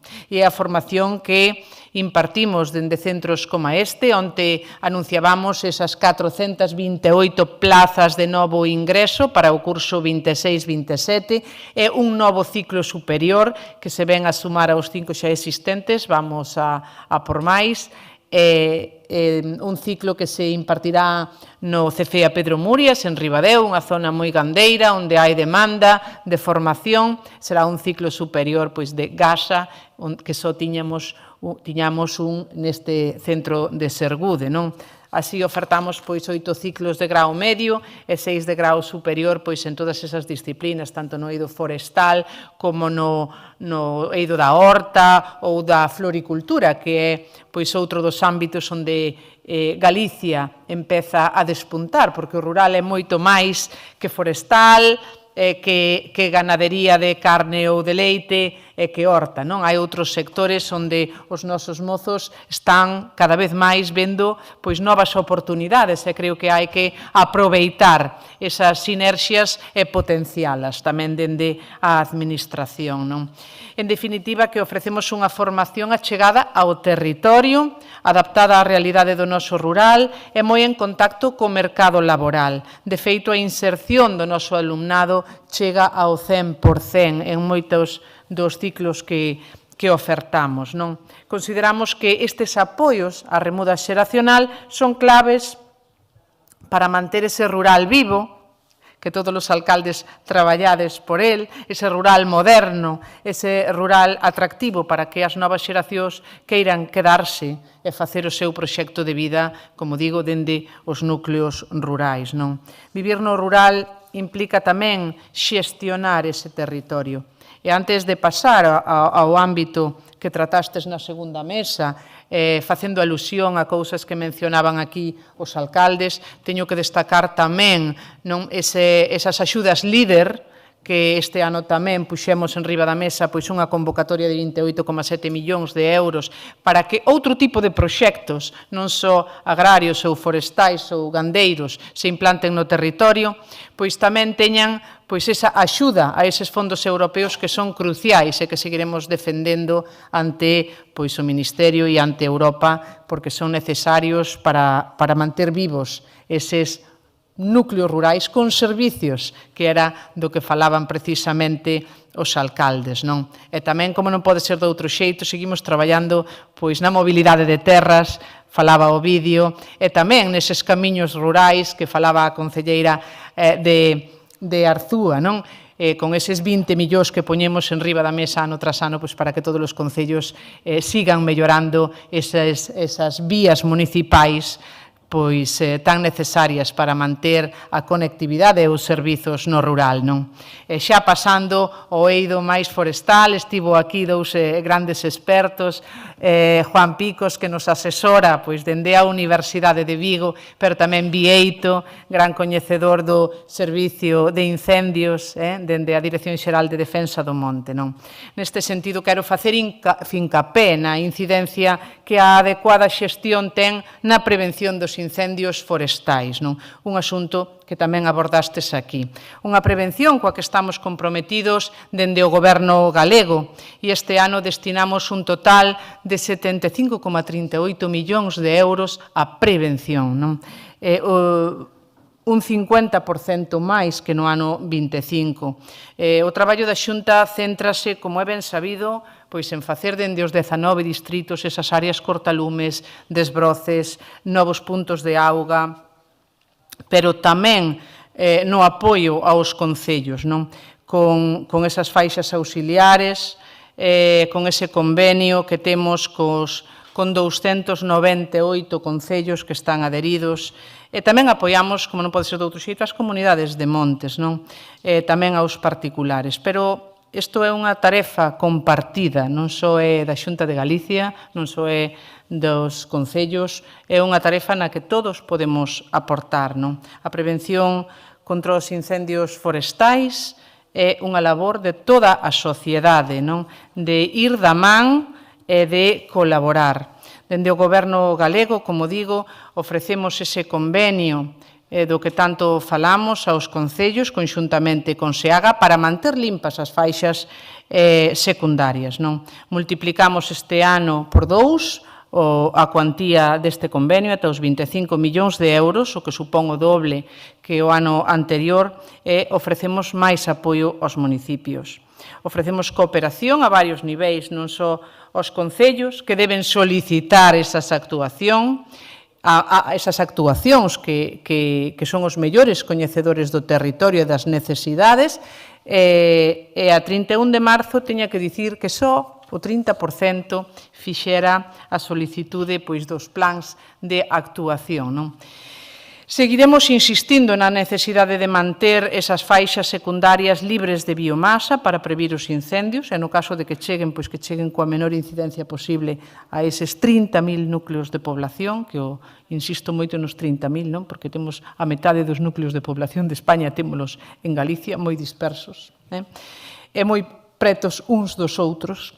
E nos últimos anos tamén vemos como está mellorando, porque tamén hai que poñer enriba da mesa os datos positivos, a colaboración cidadá, non? E de todas as inspeccións que se fixeron de SEAGA, de todas as parcelas que os concellos solicitaron, tamén temos que dicir que o 60% cumpren coas súas obrigas, non? E cada vez vemos esa maior concienciación, non? Que temos que insistir moito, que isto é unha tarefa compartida. E a maiores do reforzo nos traballos preventivos, a actualización do Pladiga, que vimos de ter unha reunión agora coas forzas e corpos de seguridade do Estado, con quen nos coordinamos ano tras ano, inclúe outras novidades este ano, como pode ser unha nova app para que a cidadanía, no caso de ver un lume, poida xeolocalizalo e así a resposta do servicio de incendios sexa máis rápida, non? Estamos neses 20 minutos de media, pero queremos sempre mellorar e acurtar eses tempos de resposta, non? E tamén, por suposto, mantemos ese teléfono que xa coñecen todos, que é o 085, que no caso de ver un lume, chamar, non? O máis rápido posible. Tamén fixemos un esforzo moi importante a nivel de medios materiais, con máis medios aéreos, máis medios terrestres e tamén máis medios humanos de reforzo a eses 3.000 efectivos dependentes da Consellería do Medio Rural, con 42 brigadas máis naquelas zonas que consideramos de maior risco, non? Tamén temos aquí a Bieito, que é un deses axentes UDEX que colaboran co resto de axentes no territorio. Tiñamos 6 axentes UDEX e vamos a incrementalos a 15, non? Para esas tarefas de reforzo e de apoio no caso de ter incendios de maior intensidade, eses GIF, eses grandes incendios forestais, que son aqueles de máis de 500 hectáreas, non? É unha unidade especializada nos novos incendios, neses incendios que falábamos de quinta, de sexta xeración, que, por desgraza, vivimos fortemente o ano pasado, non?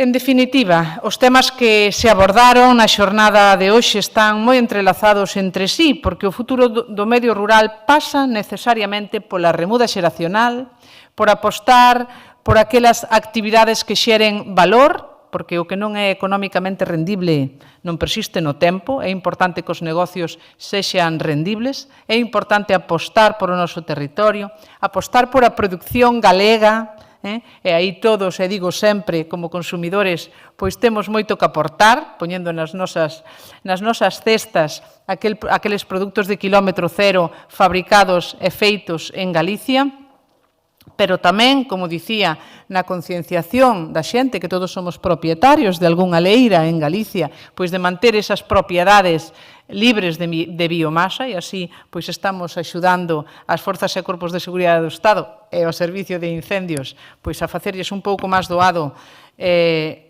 o cuidado que eles teñen co noso territorio, protexendo fronte aos lumes. E todo suma para acadar o obxectivo que perseguimos, que non é outro que garantir un rural con un gran